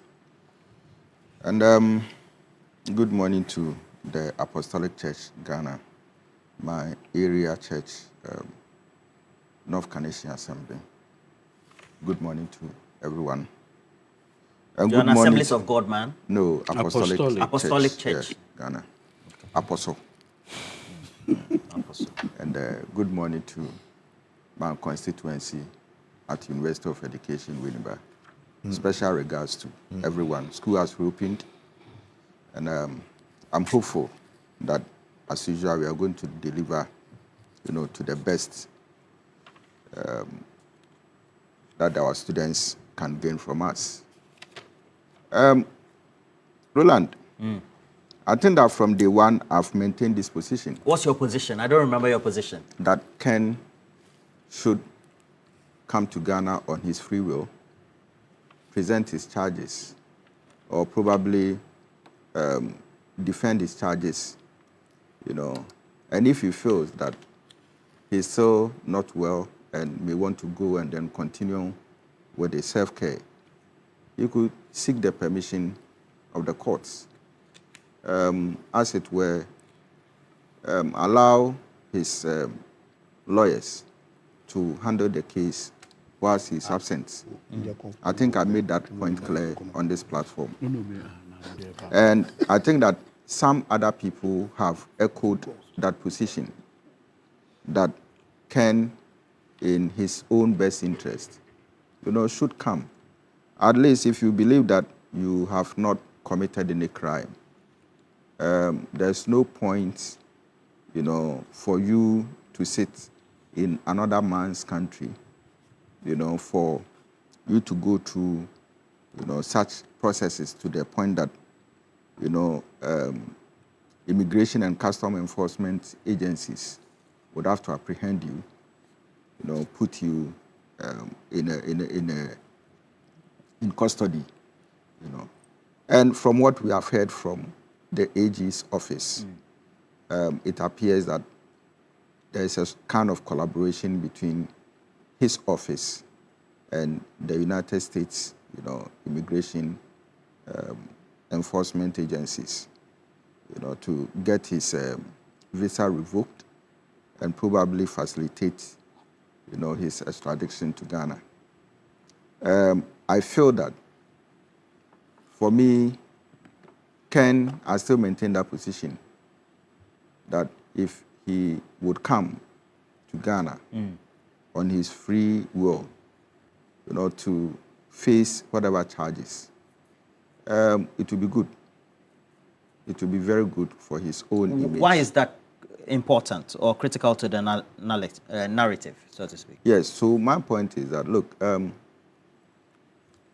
Edwiji was trying to make a point that, look, some kind of precedent is being set that if he, as a CEO, if he embezzles or he is, you know, alleged to have been involved in some level of underdealings. As an appointee or public officer. Exactly. He can run to Togo. You understand? And, you know, when it gets to that point, then what... The Akano border. Yes. Akano border. Okay. But you will not go through Aplao. I'll just enter like that. Aplao will be dangerous for you. Yeah. Or I'll go through Nkwanta. That is, then you, then they are saying. That is unapproved. That is unapproved.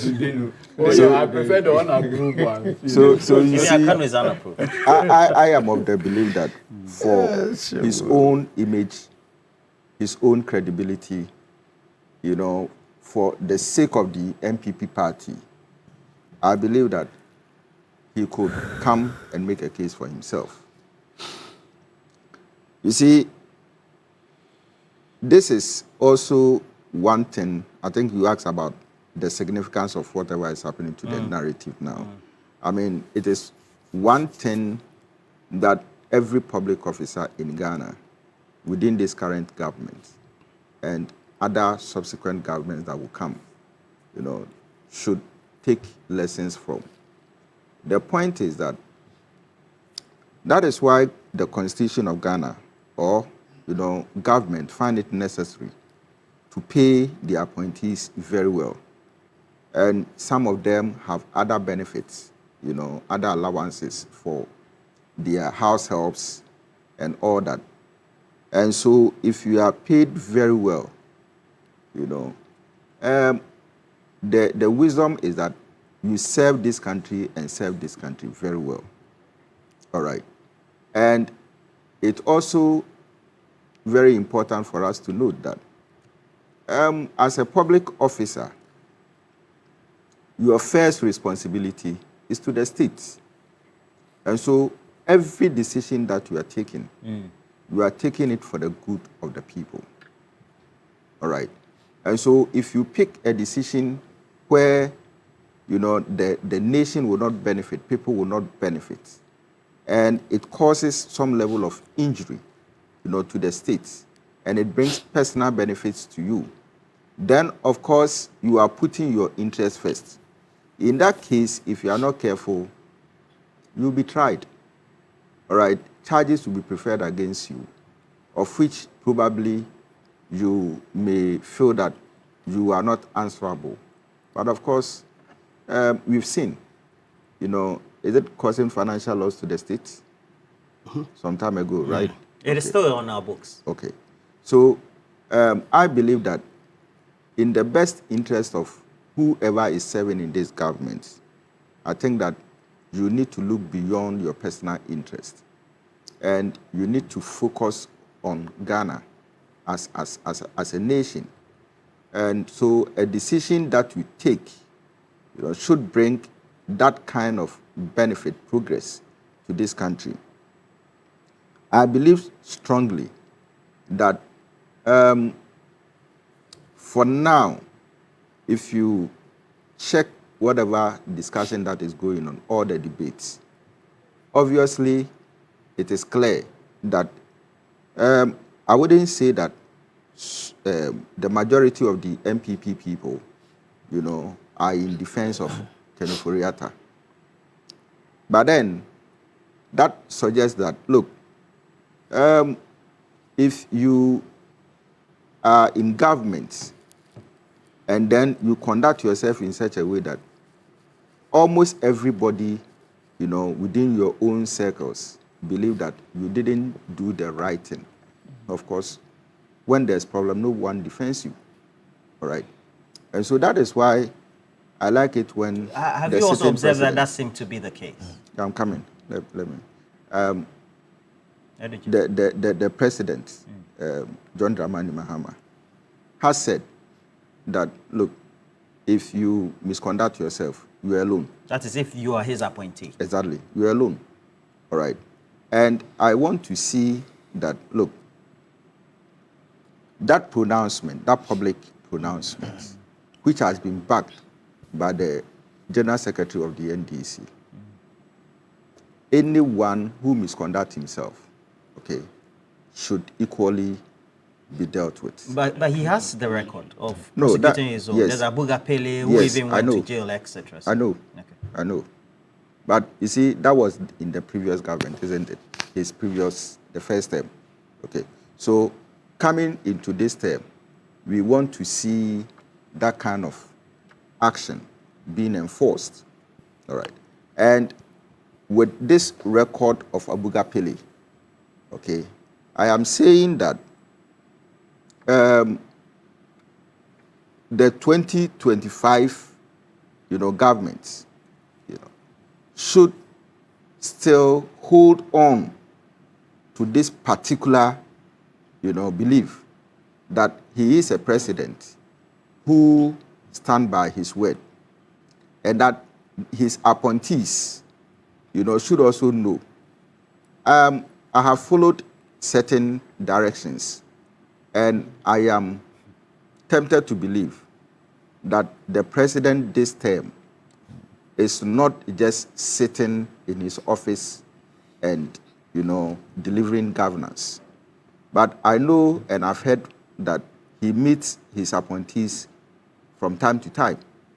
And any time that they meet, he signals them about being careful on issues of corruption. All right.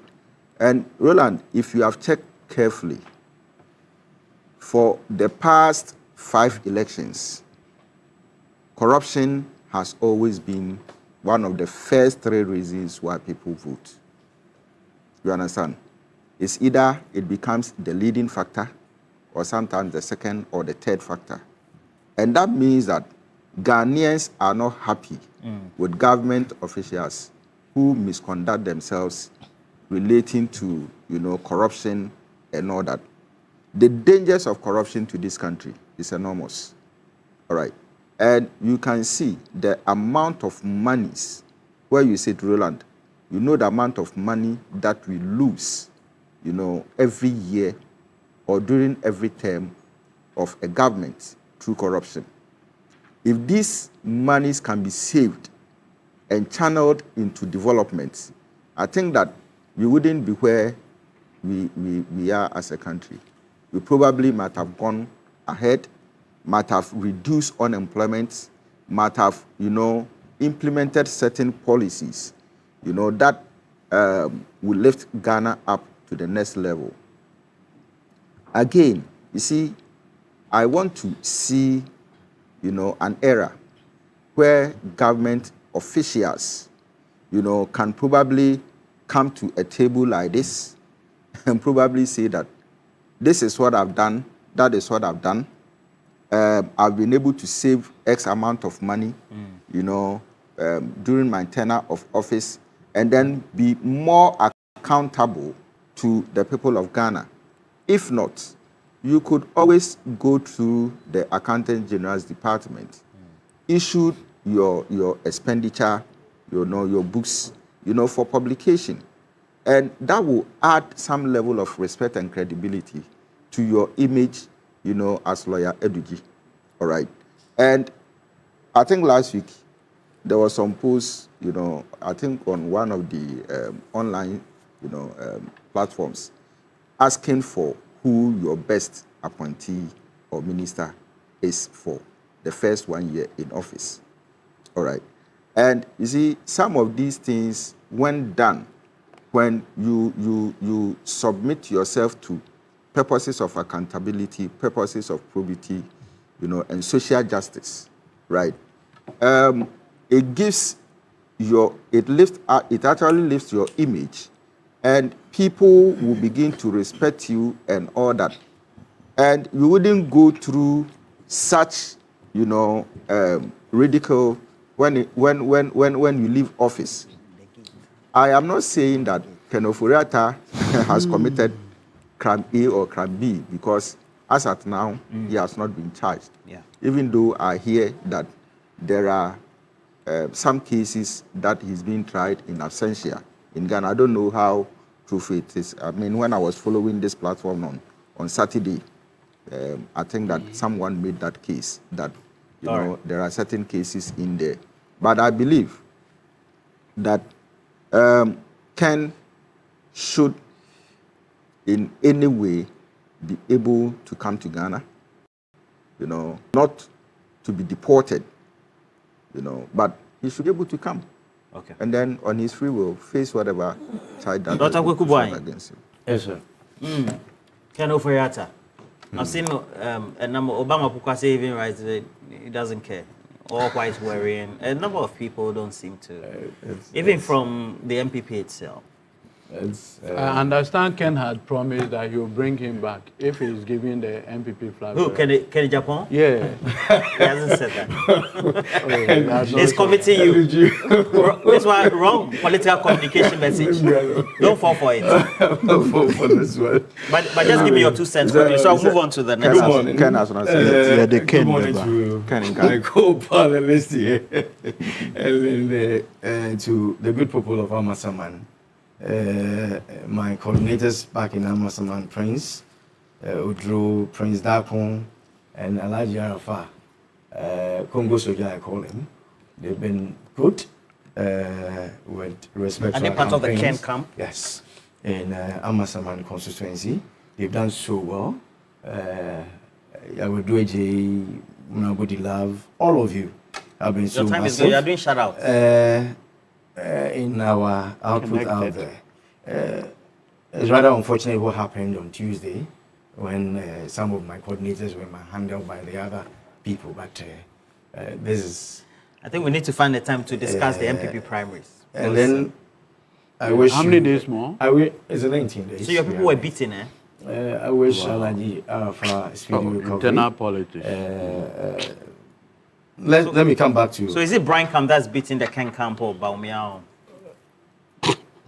It was actually an unnecessary incident. Okay. That should be MPP beating. Next week we'll discuss that.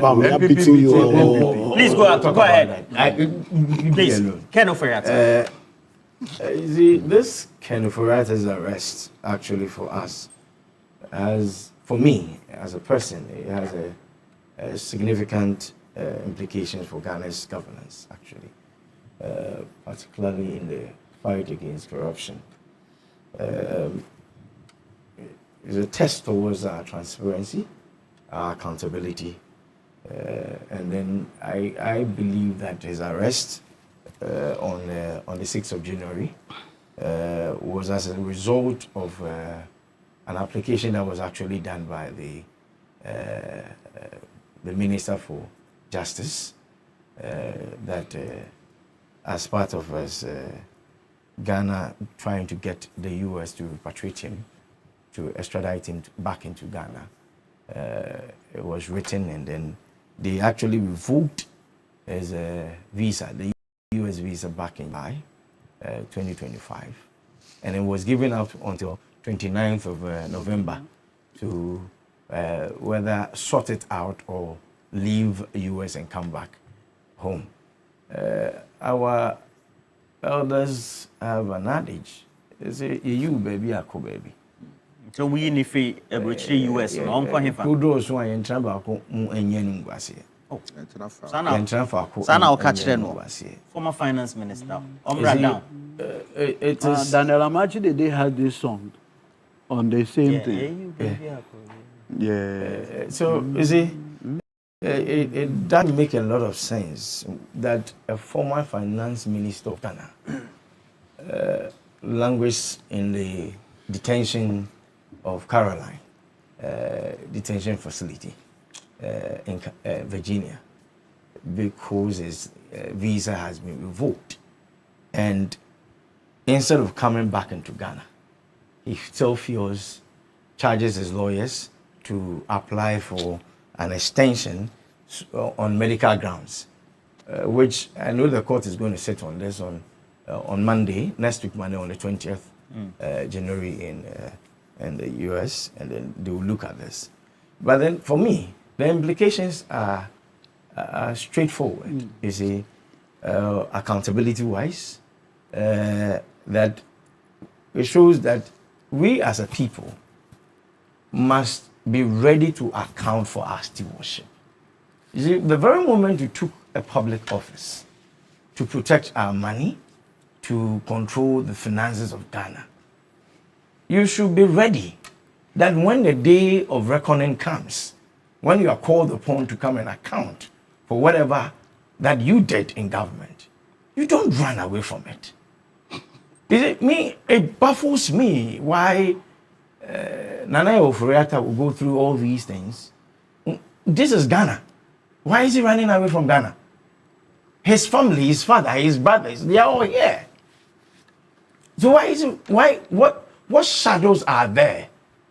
You see, his lawyers in the affidavit are saying that the political witch hunting and then all that. Listen, let us be blunt with ourselves.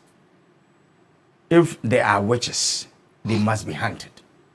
Really? Yes. Is it your position, or is that is my position? Ken Camp position? This is my personal position. I have said it on a number of occasions here on this platform. That for me, but for me, I believe that if you've taken up... When there's a witch in your family, you must handle it. Yes. If there are witches, we must handle them. But then if he has not done anything, why is he running away from his own shadows? You see, we as a... Yes, let me say it bluntly. I've always said it, that my sympathy, my family is the NPP, and I will not run away from it. Okay? We must call on Nana Oforiatta to come back and account for his stewardship in the best interest of NPP. Why? We commit a very big blunder if we appoint people, and when it is time for people to account for whatever positions they held in Ghana, and then they'll find themselves out of Ghana on some flimsy excuses. As yes, if he's not well, he can seek medical attention. But then, has it not been too long a time? No, even the letter from his lawyer, is to the effect that the man is changing his status of a green card or the heading. He needs to come. No, change your status, green card. Whether we like it or yes. Even the beginning said he's going interfere. Whether we like it or yes, public trust. He has to come. The trust of Ghanaians. Would you leave lecturing job to go for green card? Oh, no.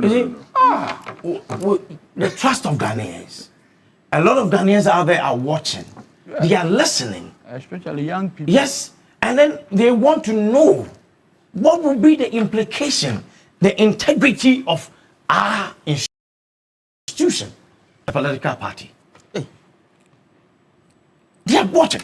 Why? Listen, Ghana is what we sign on to serve. Okay. Ghana is what we sign on to protect our public purse, to protect the integrity of Ghana.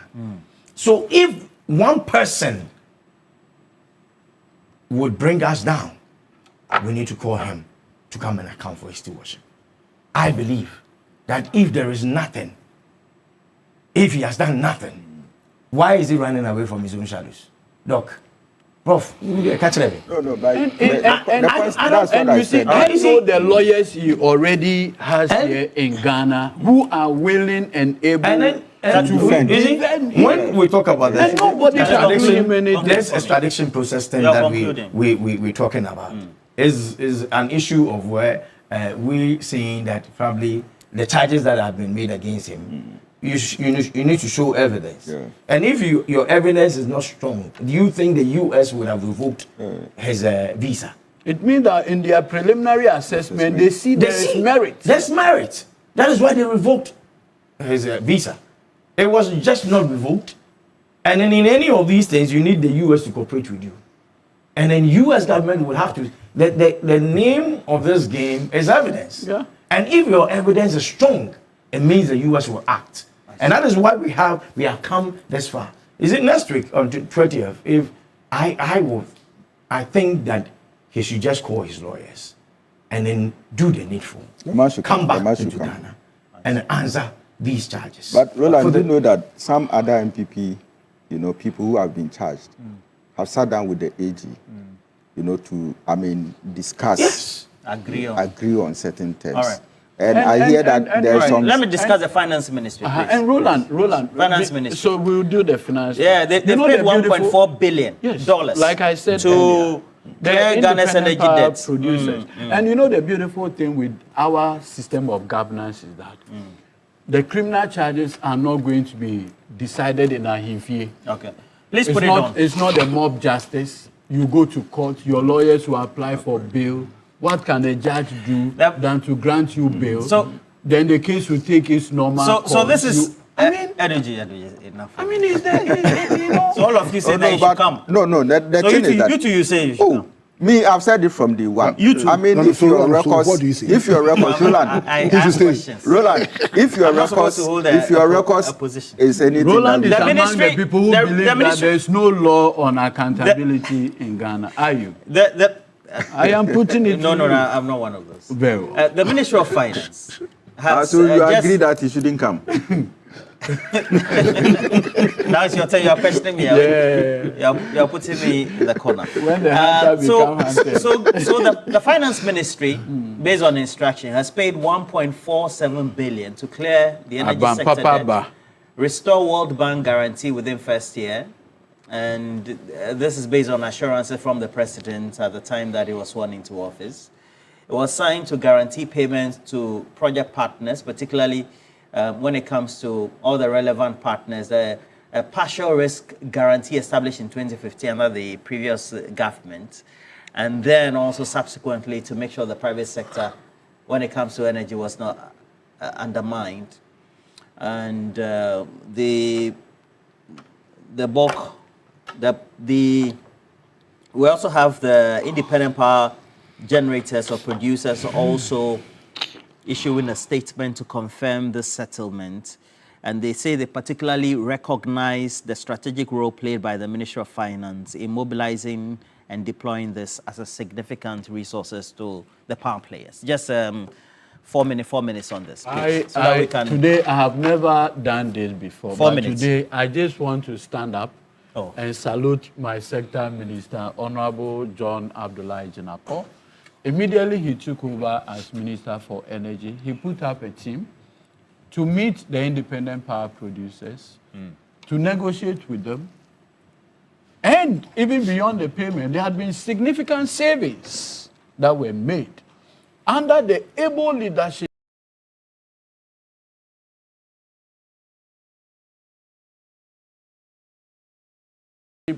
of the Honorable John Abdullahi Jinapor.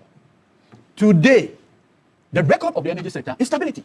Yes, these independent power producers today, their bankers and everything are short. You know, in the finance minister's statement, he made a very profound, revelation, which has to do with the World Bank guarantee for those projects and the drawdowns. For 8 years, the government of Nana Addo Dankwa Akufo-Addo, economic management team led by Dr.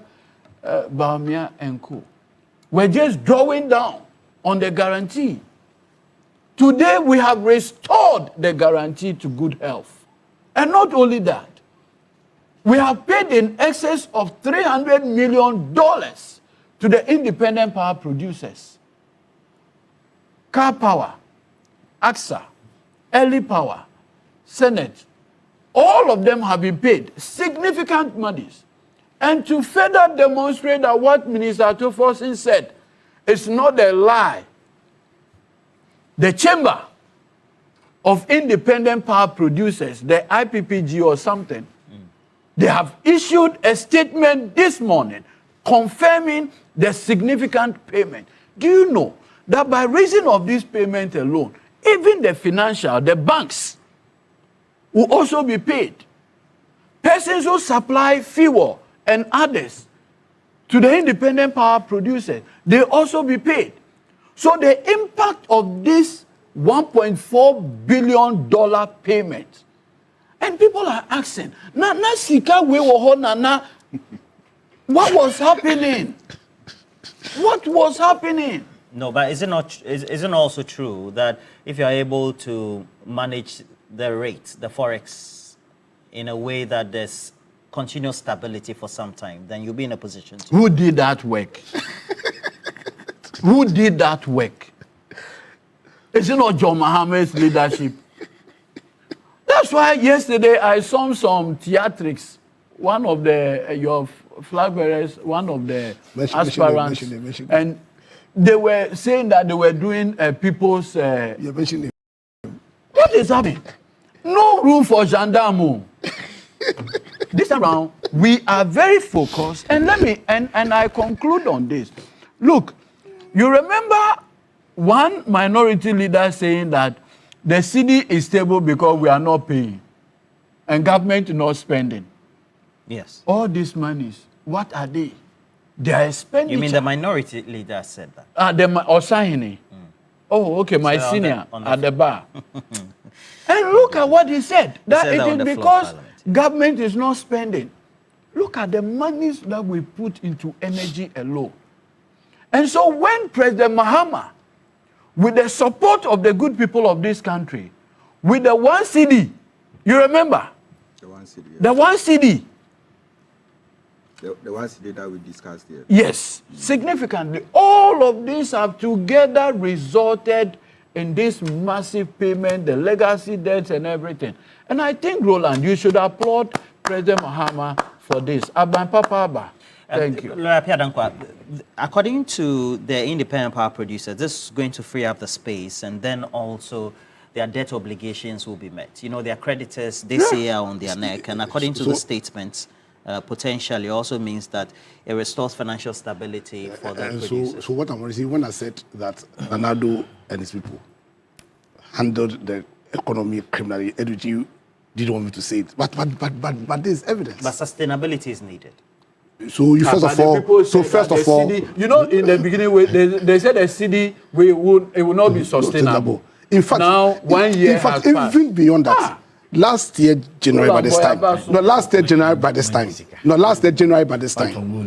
Last year January by this time, we were made to believe that Dumso was going to kick as in to start. You all recall? Last year by this time. Meetings back and forth to meet. No, the MPP government, some elements in the MPP made us to believe that immediately His Excellency John Mahama took over office, Dumso was going to start. No, so. Now, what even amazes me is all these massive achievement has been done without us going to borrow any money. You understand? It tells you that the black man, after all, is capable of managing his own affairs only if you have commitment. Because like I said, the biggest problem we had, the biggest issue we had, were people who took over this government and had an agenda which was adverse to our common agenda. Went for Esla bond, Dachi bond, every bond, and then bond. You understand? They did energy sector recovery program. Came up with some plenty, and they did address to what the energy sector recovery program. You understand? Now you are asking for sustainability. Okay, so they must continue doing what they are doing. You understand? One, the role of government in every economy is in two folds: the monetary policy and what's called the fiscal policy. We are attributing the radical gains made to a reduction in or the appreciation of the cedi. You understand? So whatever they are doing, they should do it, and we should support them. Now, and one last thing, this won't allow for Jandam.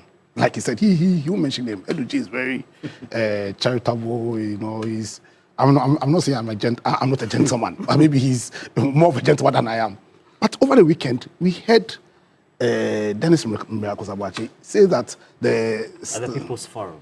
Yeah, you understand? Pure gendarme. No, you see. Ghana was hard. They brought those who sold force. So listen, it is. Dealers. You know, I've defined politics. I've quoted Aristotle. The reason why we do politics is to create a strong state. Now that means that even you in opposition, you're doing politics. You must have that focus in mind. So you must do what? Responsible opposition. You must not condemn or oppose for opposition's sake. Said that what? Facts are sacred, but comments are free. These are factual issues. The fact is, in spite of the dire economic situation we were in, what's called the independent contractors, they have been paid. In spite of the dire economic situation we were in, what's called government has restored the guarantee. So we recommend government for this. And like we said, whatever it is that they are doing, they must continue doing same. Sustainability. What would be your clarion call? Because usually we go on this thread, maybe election year, we just go off tangent. Yeah, so for me, goodwill has been shown, right? And I think that when we were discussing about, some time ago, that one cedi on the liter, I did some mathematics in here. And then I think that Eduji and his people understood it. Obviously, we are seeing some good signs. So for me, it's about accountability, that probably will lead to sustainability. Obviously, this debt should be cleared, and that Ghana will be free from this kind of mess forever, that we are facing, so that any other government that comes can equally build, on the legacies that has been left. But if it turns out that whatever is being taken from consumers, whatever increases that consumers are sacrificing to pay, end up in the pockets of certain individuals, and it is not used for the purpose and intentions with which these taxes and monies were collected, then of course it will be a great disservice to the country. I believe that the government has stated that it is building a Ghana that we all want. All right. And so what the desires of Ghanaians are is that we will not be going through doomsday. We will not be going through, any, light off and experiencing power crisis and all that. Remember that industries, would flourish. Manufacturing would perform when there is stable, energy. Energy brings about, free movements of goods and services, and it takes away, extra charges that consumers will be paying and all that. So these are issues that the government should bear in mind and ensure that they go ahead to clear the debts, that we have within the sector, so that the independent power producers would also be free to produce energy for us, and then Ghana, will not go through such crisis again. Okay, Dr. Edubwai, what do you make of this sustainability, making sure that we don't derail what the whole economic policy is, making sure the fiscal regime is also as tight as it should be, rationalization? For me, I think it's a good thing that when you owe, you need to finance them and then ensure that you pay your debt. So for financial stability and then international confidence in our system is worthy of note that the ministry has come up with this. But I'm not surprised, because when you make significant gains with respect to our surge in the sale of gold, and then the ministry, the Bank of Ghana releasing about $10 billion into the system. Yeah. Some of these things, like I mentioned the last time when we were here, and then you didn't understand where I was going ahead, and that the money that were being released by the Bank of Ghana, the 10 billion to support the system, is to also assure some of these creditors that we have the money to pay, and then we will make sure that we pay you. And exactly what I predicted, that is what is happening now. That almost about 1.4 billion out of it has been ceded to paying all these people. In fact, even the World Bank's World Bank is also entitled to a part. Almost about $500 million going to the World Bank partial risk guarantees, and then the 480 million. You guys depleted it to ENI and Vitol. You see, so definitely, the very moment we are making some money and gains out of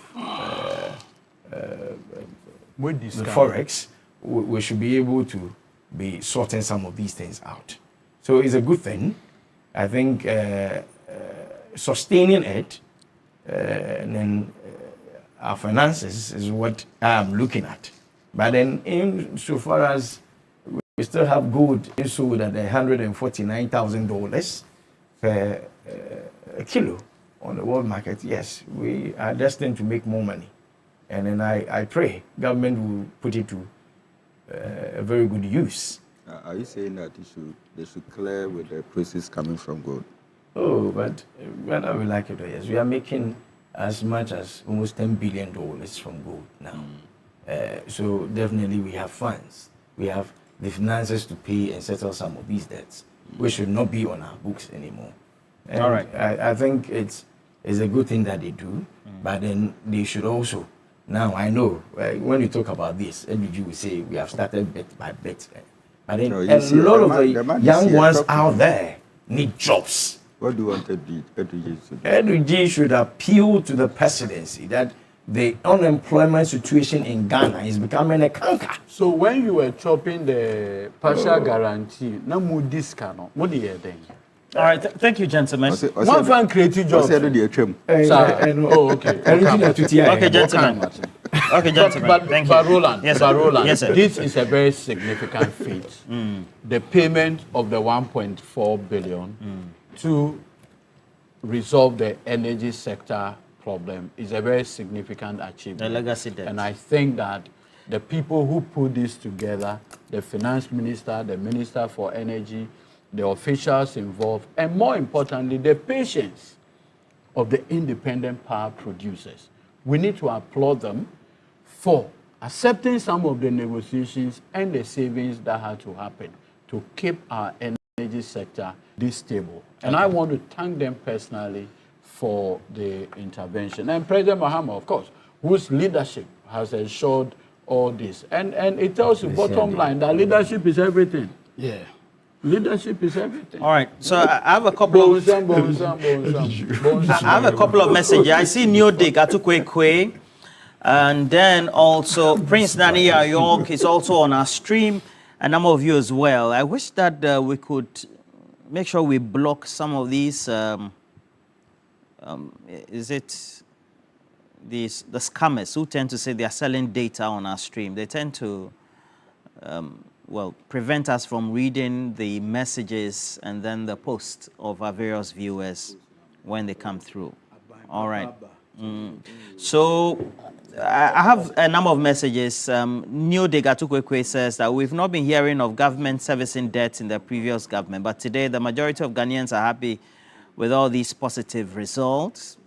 And Ato Kwamina Aiken says that for the first time in Ghana's political history, the government is calm, focused and in control, while the opposition is under pressure and scrambling for relevance.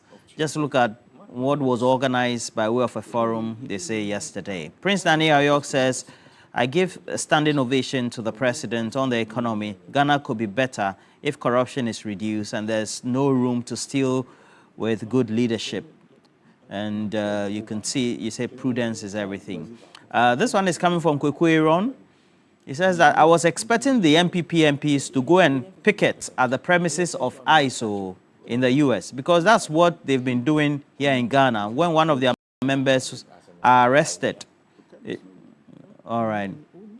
And then also have this one from Kenzie. Kenzie says that if Ken Ofori-Atta knows very well that he did nothing wrong to hurt the financial conscience of Ghana, why is he running away from Ghana?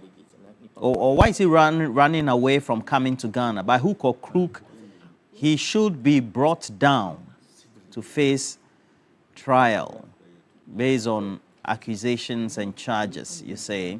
Simon Perez says that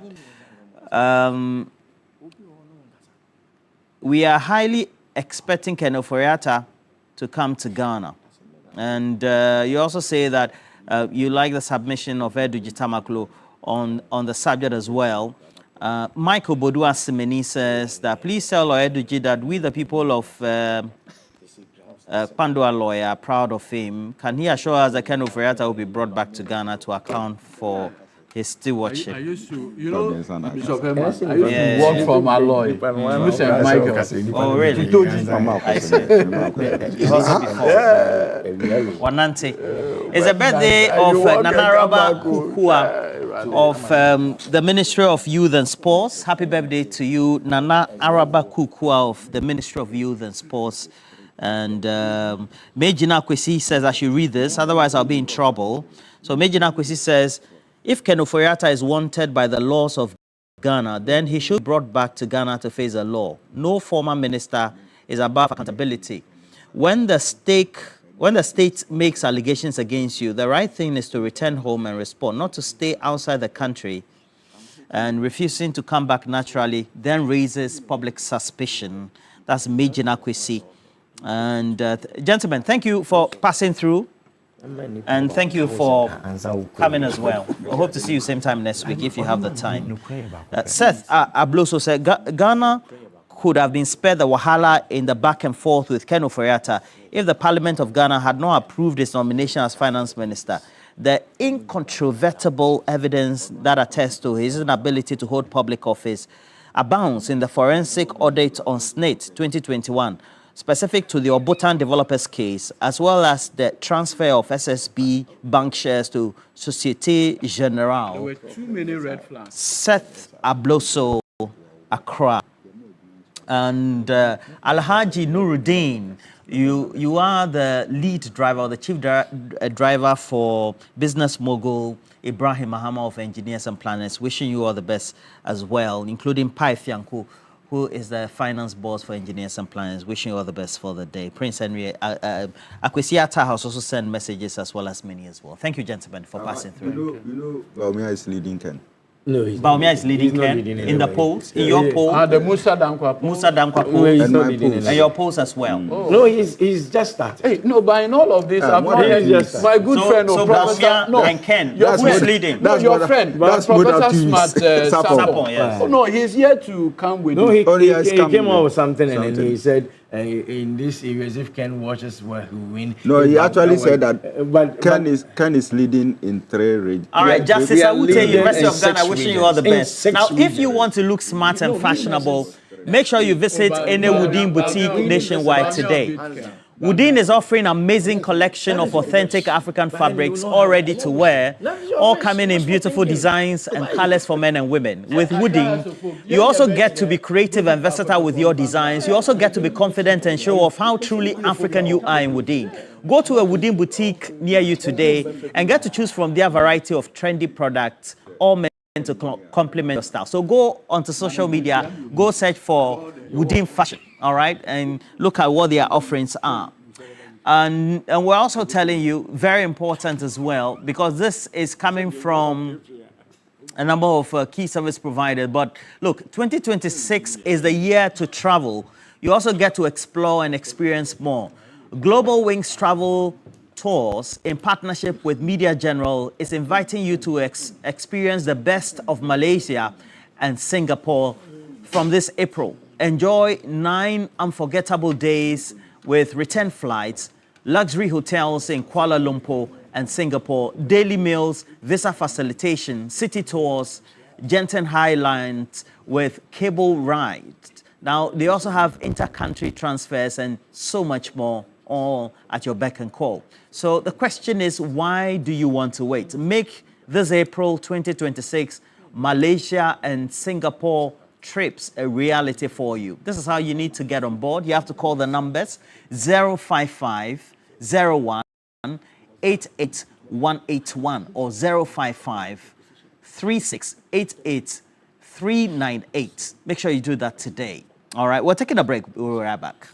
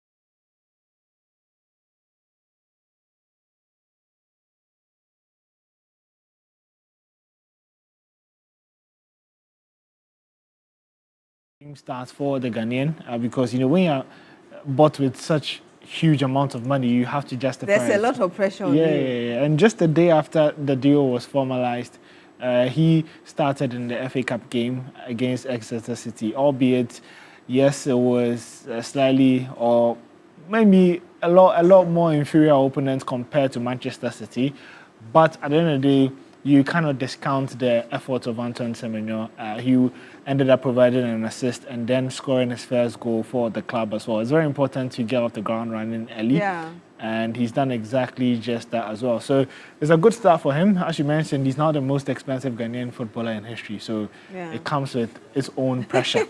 And hopefully he's able to stand above that as well. But Pep Guardiola, he was suspended for the game against Exeter City, and in the end it was his assistant Pep Linders who took charge of the game, and he was at the sidelines, and he was full of praise for the Ghanaian after the match.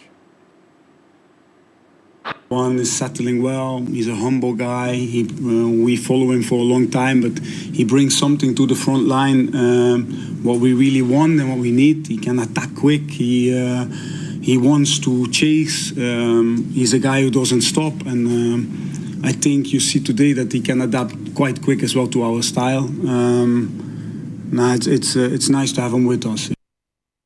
Nice to have him with us. That's so nice. Sounds very welcoming. Yeah. Good stuff for him, and we're hoping for more of the same. But Semenyo is just about starting. One other player who is approaching the twilight of his career, Andrea Yu. He's nowadays playing his trade in the Dutch Eredivisie, and he also recently signed for NAC Breda, where he had been inactive after his contract with Le Havre expired last season, and so he joined them in the winter transfer window, and he had the opportunity to make his debut as well, coming up in the second half against Groningen FC, and in the end he did. I mean, it was just 34 minutes that he had to play, and it wasn't really much expected from him. And at age 36, and the fact that he's been inactive for a very long time, you don't really expect him to hit the ground running. But Andre himself admits that he is not 100% yet, and he's trying his best to climb up the fitness ladder quickly.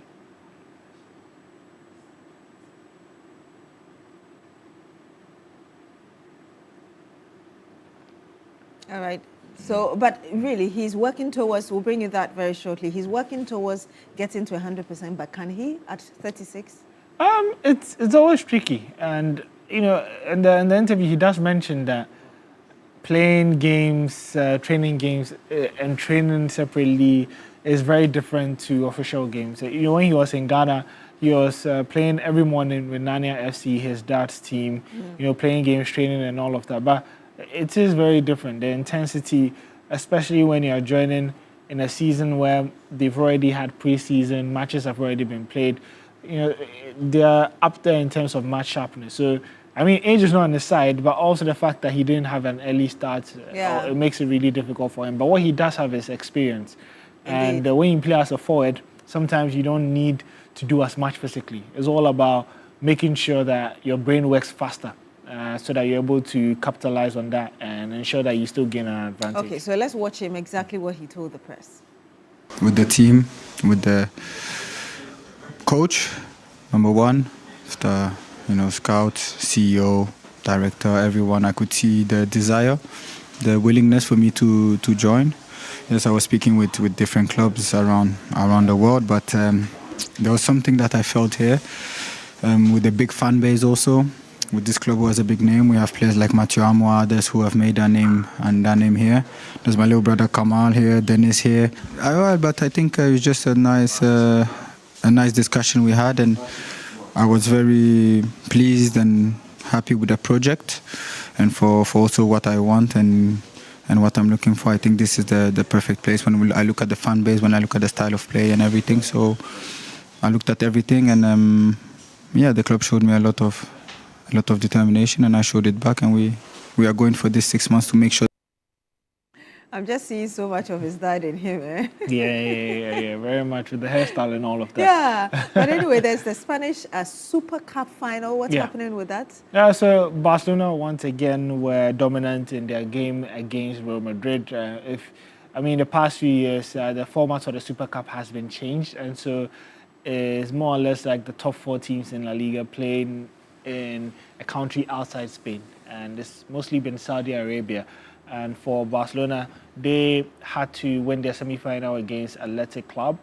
Real Madrid faced their city rivals as Atletico Madrid, and both of them won their games, and so they met in the final, which was a very enthralling game. It was a 5-goal thriller that saw Barcelona just about edge it.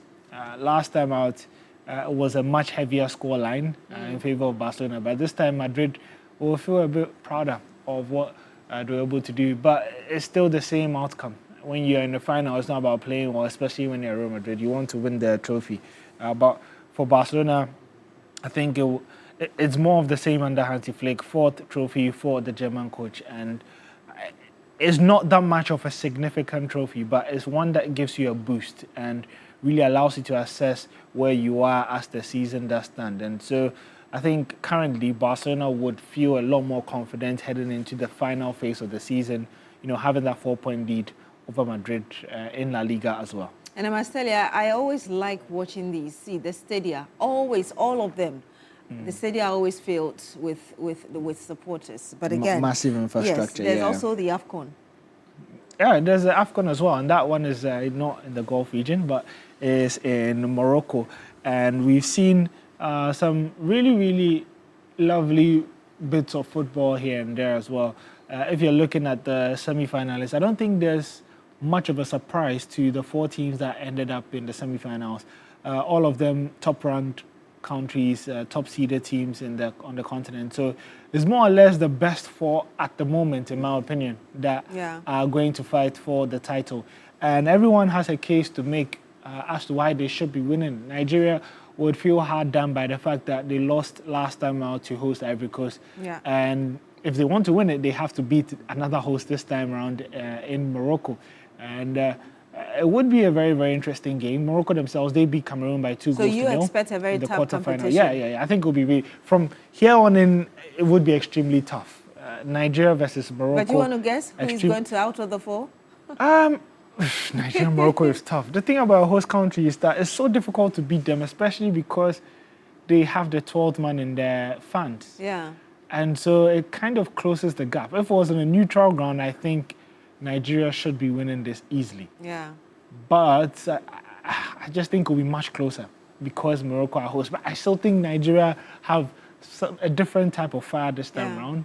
Maybe it's because of the World Cup that they did. Yeah, so that's kind of spurring them on. They need to prove themselves, at least get one out of the 2. I think maybe Nigeria. And you think Nigeria might just edge it. You're supporting Nigeria in real time, though? Not necessarily supporting them. I just think that they've been the best team in the tournament. Okay. But the AFCON doesn't always go to the best team. That's the thing. So we'll see how it goes. Senegal, Egypt, I also think is a very interesting game as well. Yeah.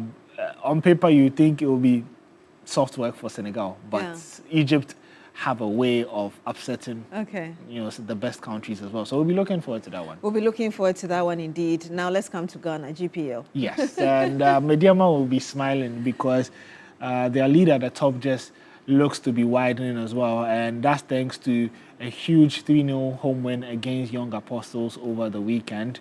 And that has done them a huge favor because it only consolidates their points at the top of the table where they've continued to be dominant. Remember that they ended the first round of the league on top, and they would look to continue in the same fashion and win the league once again, like they did about 4 years ago.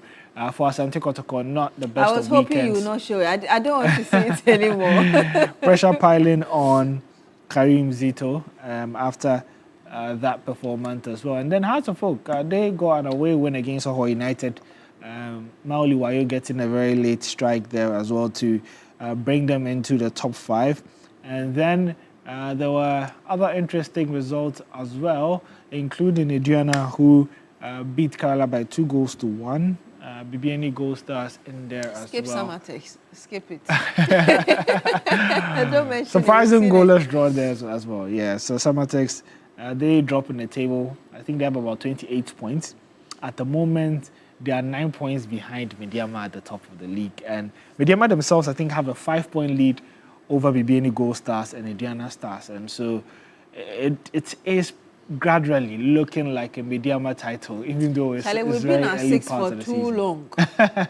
And when are we moving to 4 or at least 3? Yeah, I mean, they have to start winning some matches. Yeah. Yeah. Anyway, what else do we need to know? So I think it's more or less the AFCON that would be on Wednesday. Semi-finals, as you mentioned, the 2 games, Nigeria versus Morocco, and then we have Senegal versus Egypt. We do have Belishan, who is in Morocco, and so he'll be bringing us all the behind-the-scenes press conferences and updates, and so you do want to stay with our programs during the day, Sports Daily at 10 a.m., Sports Station at 9 p.m., and then also on social media at TV Sports GH. And of course, I'm supporting Senegal and Nigeria. Yes. Thank you very much, for bringing us the latest in sports. Well, if you've got a gifted child at home, this is your moment. Talented Kids season, and we'll bring you more of that. But you're still here on Newday on TV3. Just stay with us.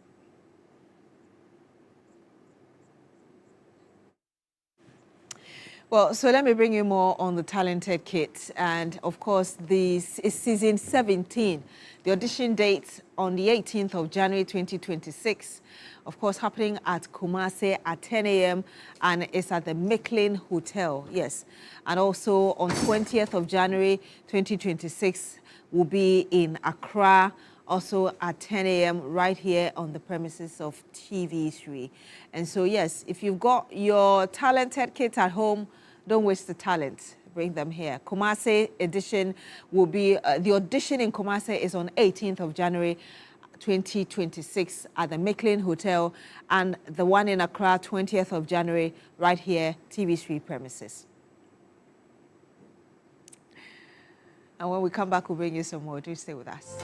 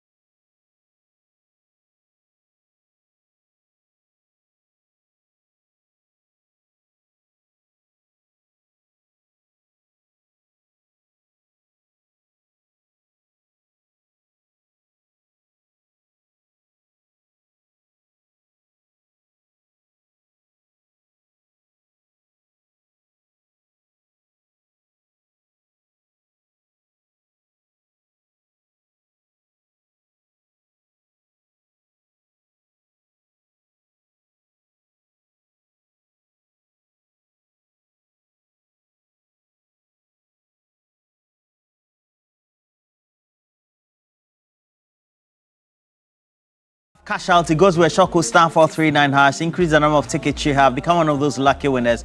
As always, for you to do that, choose option 2. Yes, okay? Option 2. Yes. So keep playing, and very soon your number will pop up. You get the opportunity of getting 1,000 Ghana cedis for the beginning of the week. Don't miss this opportunity. We're giving 10 of you 1,000 Ghana cedis each. So keep playing, star 439 hash. You follow the prompts, you choose number 2, which is right here on TV3. Wow. As you play, the journey ends on Sunday, 25th January 2026. As Mentor crowns the next star. 6 finalists, 1 winner, 1 historic night. Also, we have Andy Combs, Achedie, Kwekushai, Ivy, Hollies, and DNA go head-to-head in a battle of vocal dexterity, electrifying performances, and dazzling dance steps in the Mentor finale. Who walks away with the ultimate prize? Find out live at the National Theatre. That's this coming Sunday. Actually, Sunday, not this coming one, 25th of January 2026 at 8 p.m. Sharp. Tickets are 50 Ghana cedis, and the stage is set. The votes and performances decide it all. So to push your favorite contestant to the grand prize, dial star 31 star 713 star 13 hash. That's star 713 hash 13 hash, or download the MG Reality app. Vote now and keep their dream alive. Be there live at the National Theatre and cheer your contestant to victory. It will be an exciting experience. Well, see you there, 25th of this month, 2026.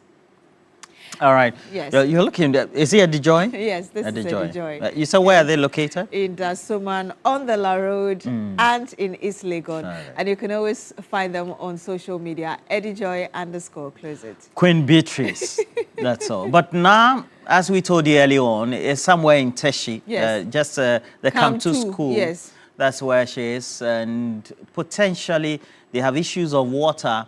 Not only Teshi, but we have Nungwa. I know that in the Tema areas, so there are areas where we have pockets of water. I mean, it extends to Chado as well, and some other places close to the area. Yes. Chado, that's where you put here. You don't usually get water, do you? Or you usually get water? I mean, we haven't had water for a while. Yes. So all right. So we have to go to. We go to Na at the Teshi Come to School.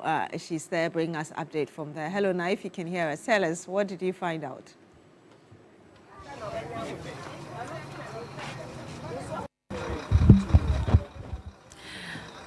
All right, we're coming to you live from Teshi Camp 2, where members of the community are gathered to wait for their turn to get access to some potable water. This is because for the last 4 months or so, members of the Teshi community have not had access to water flowing through their taps. This is because of a report that the Teshi Nungwa desalination plant has been shut down. Now, this crisis has been going on for about 4 months, going on 5 months now. Members of the community have had to rely on calling water tankers and buying sachet water just to be able to do basic daily activities that water is used for. Now, prior to this, the desalination plant has provided about 60,000 cubic meters of potable water to over 500,000 members of this community. Now, this water crisis affects Teshi, it affects Nungwa, and also affects Tema. Now, members of the community here are gathered because there's a drip machine which has just arrived. Now, this drip machine is normally not supposed to be dispensing water to members of the community. Is the District Road Improvement Program machine, which has been organized, so to say, by the Assembly to put water into this poly tank. Now, this poly tank here belongs to a member of the community who has agreed to receive the water so that the community members can come and fetch it, so to speak. So you see here there are many gallons lined up, buckets also lined up, each gallon representing one person to come fetch water for members of their household. Let me speak to some of the women to find out exactly how long this has been going on. Ima, ofa enta chobote. Achomi Vida. Ni lebine inake nyeba bia kenye manyeba phone. Wo benu e. Anga pipe ha wo iwo wo pashi ha unu be wo pa government fai ko ni egbele pipe ha wo ye Yesu gba mi. O fa ne pipe me bia nga me be last time ni nu jenye pipe me eba. E ya to mo 2 months. 2 months. E wo dag bi na nyeba bia nyeba fo no alo menye na anu ye. O wo pashi akutu mi ko te bia mekenu be ko te bia kenu be. Atan se wo ya ye bula ni wo kenu date oba wo mi da ni oba ju o yi.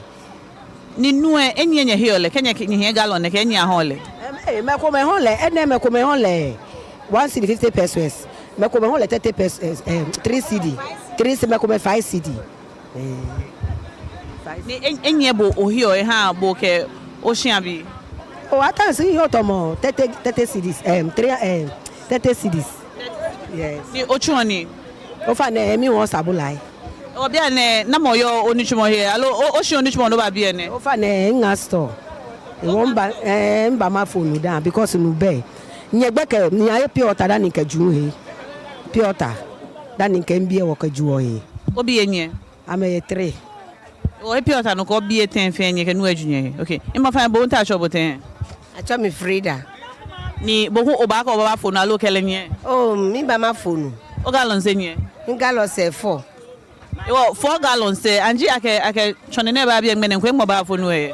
Wo ye bula ko ye wo shashi akutwa mi fe hu ba fo. E wo ko me a oni onafio ye ye ke bo hu fu ke wo ka ju wo he. Ni bo ho bi enye. Mi mbie 5. Ona bi na lo bi je. Ina bi ni. Obi 5 ko na bi enye. Ina bi enyo. Ni 5. Ni Kenya na anu e bia bo ho hio pure water kwa lo. On hio pure water ni nkaju. Ewo obi 5 ke bo ko ona bi nye fe nye ke pure water ju onye. Mo ko me ka ju oni mo me bule hu ke bule e fio ba ye nye ke wo ye no hu fitai. Ewo shika nye ni ko kwe nye ke hio nu in a week. Oh, just na bibio na ayo. Ke o fite kula be no ma na 4 million 80. 400 cedis, all right. So you heard some of the women in the community are saying that they have to resort to buying sachet water to basically take a shower in the morning. And some of them have about 7 members in the household, 8, 9, and they have to rely on sachet water when they don't get access to water like this. And some of them are also saying that they come here or to other places where they can get water to purchase water in these gallons. In some areas, it's sold at 1 cedi 50 pesos per gallon, and in some other areas, it's sold at 3 cedis per gallon. Let me speak to some of the men. I'm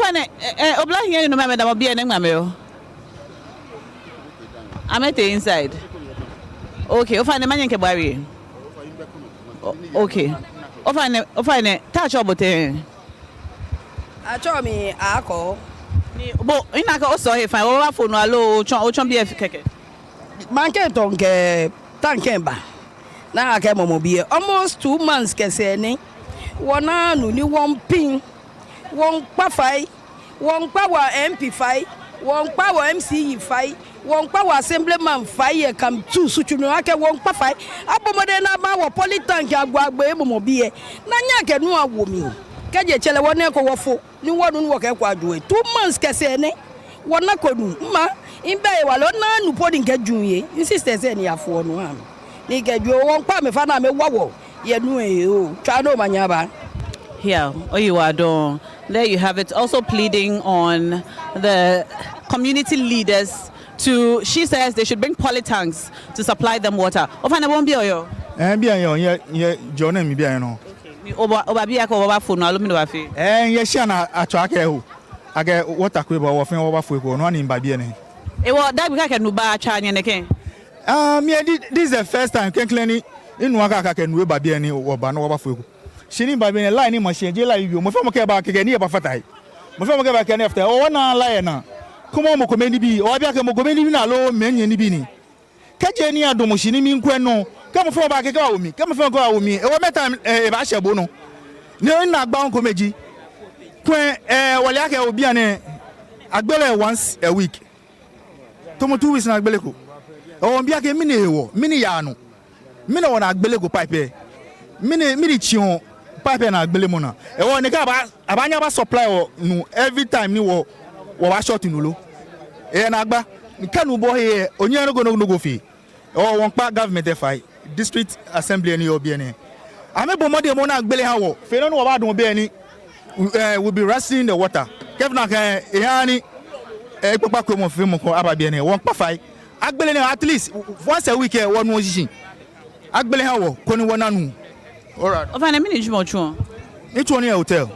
You will be an oya, you want menalo. Here off. Here off. It will be many things more famous. Amelia can do baneke. Many Amele. Ni no any machine. E me so ake ba shewo. Because ba so me ba. Kai ono nu no wo lo ni bi kemba. E wo ko ko ni any machine ba shewo. Ni hye ba nye ba. E me so ake te ta fa che e ba ko se wa be ko. E wo won pa fai. Won pa fai. Agbele mo ha wo was when agbele ha wo fe no na ba supply of water e wonu na eje district assembly na gaje no wole because when I get drip chone ekoni e wo be district assembly yes you are done fine talk be acho mi late you are done. So there you have it, more members of the community speaking about the problem. Now I see right up the road there's a chips compound and I want to find out if this chips compound is also suffering the same water crisis, because that would be very difficult to imagine that a medical facility would not have water. Let's go over there and speak to them. To Health Center is a CHIPS compound, and we're told that there's no water here as well. Let's talk to some of the nurses in the building. Hello. Good morning. Hello, sister. What's your name, please? Gifty Hazel. Gifty, and what's your name? Georgina Danso. Georgina, we have just arrived here to talk to some community members about the water crisis, and we saw that it was a CHIPS compound here. Do you have water here? No, please. You don't have water operating here at the facility? No. How are you able to do your work? We know that water is very important in healthcare delivery. How are you able to do your work with no water? Okay, so for now we have our orderly here, Mr. Ashite, who goes to fetch water, I think at Kamtu Junction, every morning to fill the barrel, at least like 2 gallons every morning to fill the barrel. And then that is what we use for our day-to-day activities. So because of that, we are not able to do our usual dusting.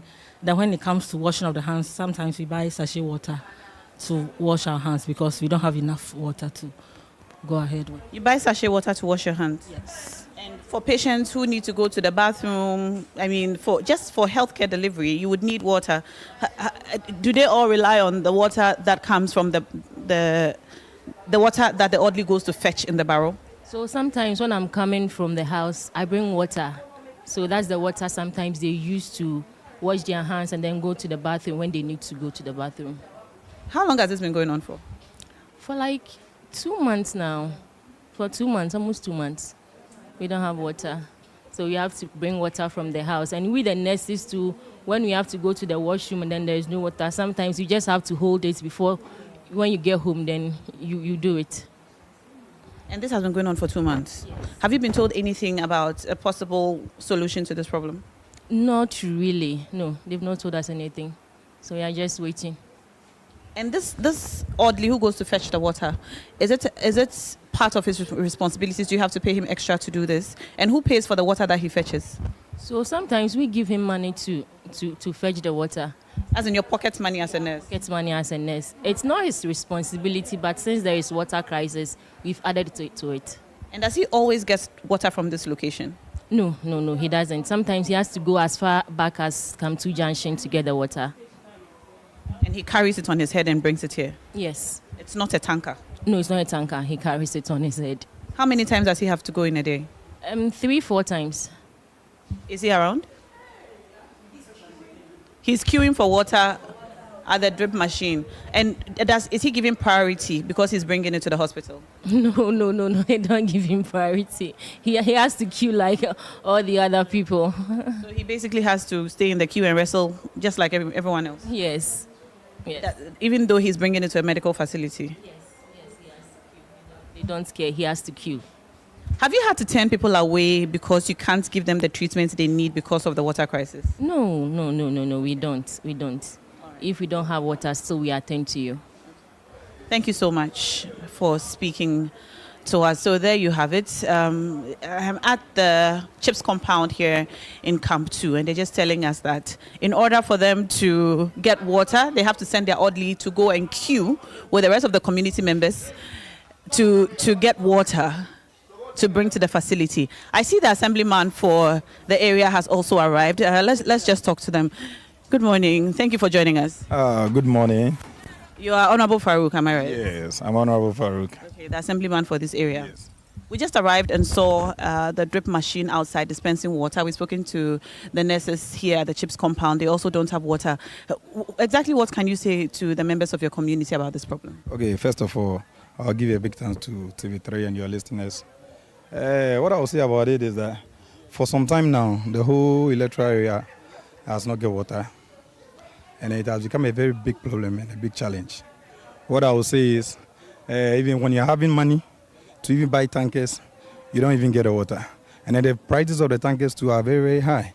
Most of the time people may call me, Assembly, what are you doing about the water? What are you doing about the water? Especially this facility and that of the school. You know, God being so good, they just went on vacation and they are back. And I know that the pressure will still mount. Especially those within the electoral area, most of the time call. You see them with these gallons that we used to call Kufor gallons, going around looking for water. At least sometimes around as early as 4 a.m. People get up, go to different electoral areas just to get water.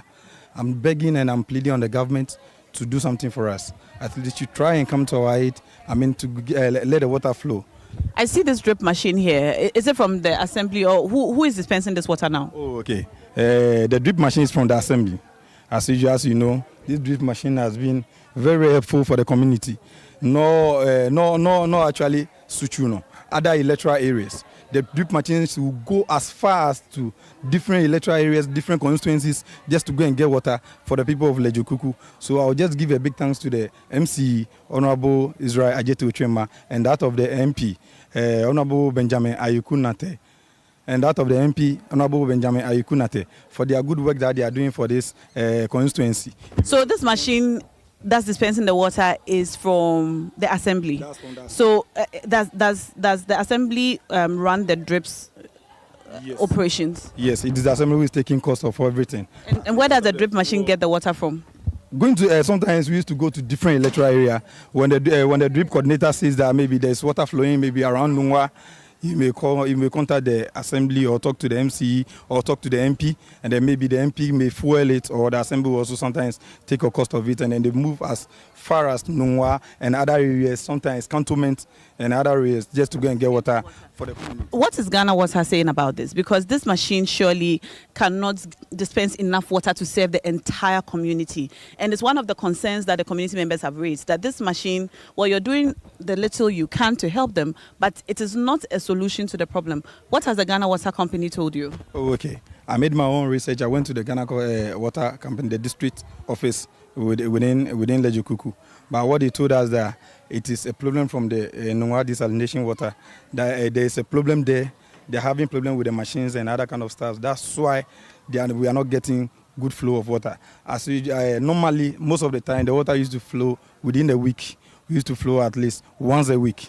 But due to this, due to this problem that they said that there is problem with the machines at the desalination water, I think with this, the water does not flow at all. So we are pleading on Ghana Water. They should do what they can as quickly as possible so that they should also come to our aid and then come to the people. Have they given you any timelines when you can expect this crisis to come to an end? No timeline. All right. Thank you so much. They're having a schedule that they told us that maybe if this week, let's say Suchuno gets water, the next week maybe Tribula Central will get water. So they told us they are having a schedule for us, so maybe we are also still following the schedule. But we pray that as quickly as possible, this thing should be solved, and the people of Lejukuku will also get good water and potable water to drink as well. Thank you so much, Honorable Farouk, for speaking to us. And there you have it. The Assembly member says that Ghana Water Company cannot tell them exactly when this crisis will come to an end. However, they are rationing water, so it would move from constituency to constituency or electoral area to electoral area. But as it stands now, the taps are not flowing. The people in the community are having to rely on either buying water in Kufuor gallons for between 1 cedi 50 pesos to 3 Ghana cedis per gallon. That is even when the water is available to be bought. Or they buy sachet water to bath, to cook, to clean, and do everything else that, we need water to do on a daily basis, which is putting a strain on their finances. People are not going to work because they have to wait for the water. People are having to dip into their savings to buy extra water. And the most difficult part from what I have seen today is this CHIPS compound, which is a medical facility which uses water for pretty much everything to provide proper health care to members of the community. And they also are having to queue with the rest of the community members for water in gallons and also rely on pure water. And all of this is funded by the nurses with their own pocket money. You can only imagine the strain this will put on the facility. And that is what we have found out today here in Teshi. We are told that the same problem persists in Nungwa and in Tema as well. And in the coming days, we will visit those areas to let you know exactly how the members of the community are also dealing with this problem. And we will get to also speak to the Ghana Water Company to find out when this crisis is projected to come to an end. My name is Nasha, coming to you live from Teshi, Camp 2. Thank you so much, Nashako. Quite a worrying situation as she brought to us, particularly the CHIPS compound that she found and the fact that water is very critical for them to provide quality health care, and yet they have to queue with the community people. Yeah, and it's a very sad thing. Yeah. Teshi, Nungwa, and its environs have always been plagued with the water crisis. It's why the desalination plants was put together prior to 2015, etc. Of course, it encountered some difficulty at the time. They said that it was expensive to maintain, among many others. But it's been done for at least 2 years. Yes. And potentially, I think that perhaps maybe the Ghana Water Company needs to do its best to make sure that some of these residents are able to get access to the commodity. It's very, very important. Yes. Well, the utility. Yes. If it's your birthday today, we want to help you celebrate the day big. So we want to wish you well. But before your birthday, though, let me remind you that Optima Solar Systems offers reliable solar energy solutions in Ghana, including solar panels, lithium batteries, water heaters, water pumps, and solar-powered CCTV.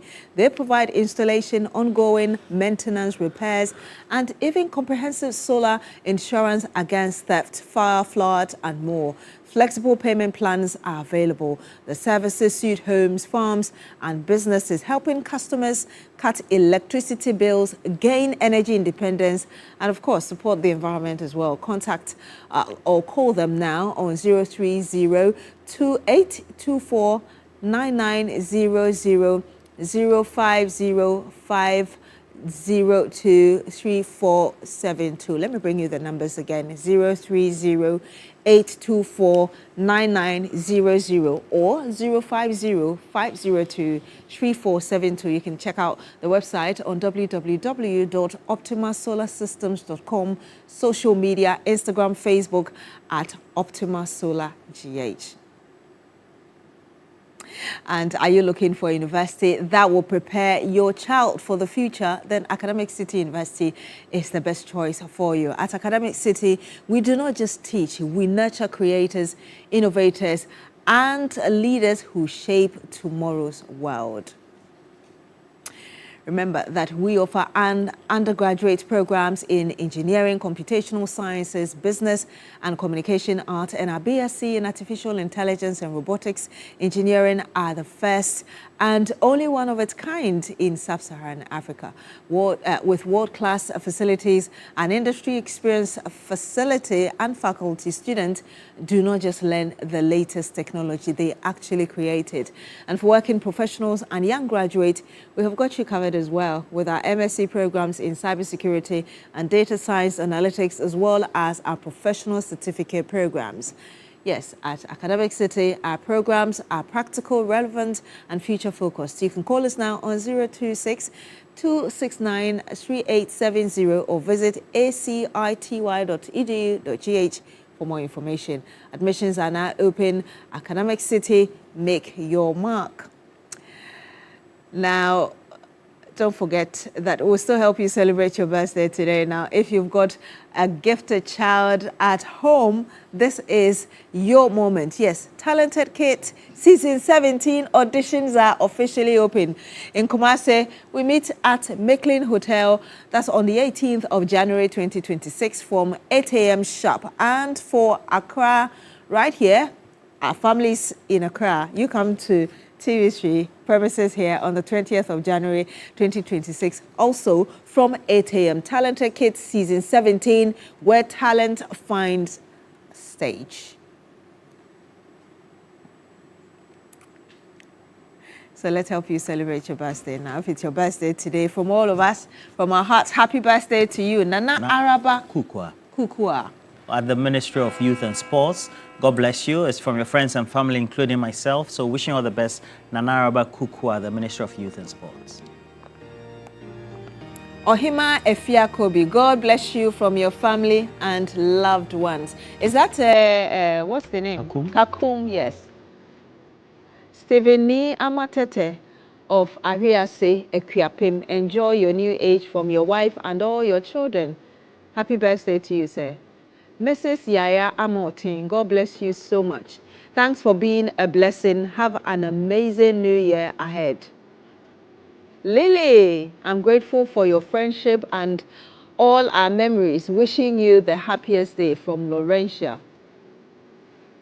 Prophetini Christian Kwao of Adidome Government Hospital, Greater Grace from Sabina. Simon at Tubugri Atule, I wish you peace and long life. From Chris Soa. Oh, Mr. Soa, happy birthday to you, Simon. Vera Kosa of Esikado Government Hospital, I wish you a year full of blessings. From Miaraba. Gertrude Abena Frimpoma, wishing you a continued good health, a success and fulfillment in all your endeavors. From Bernard Garcia Jr. Bernardo. Mr. Gordon Kwekusa, CEO of Saji Tours, God bless you from all your loved ones. Kwekwa Kresia Jiman of the Men's Fellowship, from all your loved ones. Happy birthday to you, sir.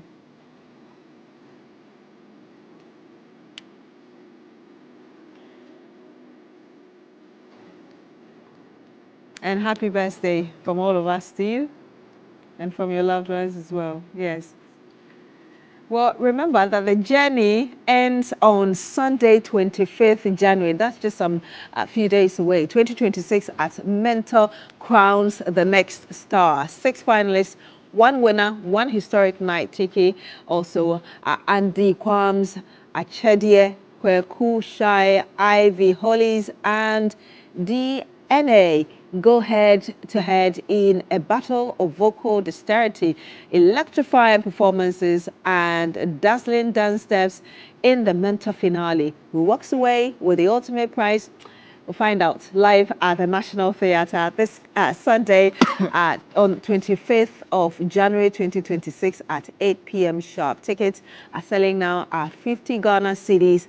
The stage is set, the votes and performances decided all. To push your favorite contestant to the grand prize, dial star 713 star 13 hash. That's star 713 star 13 hash, or download the MG Reality app.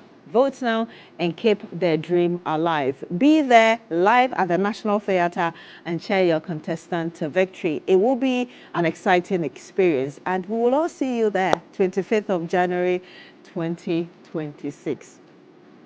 And that's it for the show today. Well, right? that's it. Make sure you join us same time tomorrow. Let's have some exciting, interesting, and educative time right here on TV3 Newday.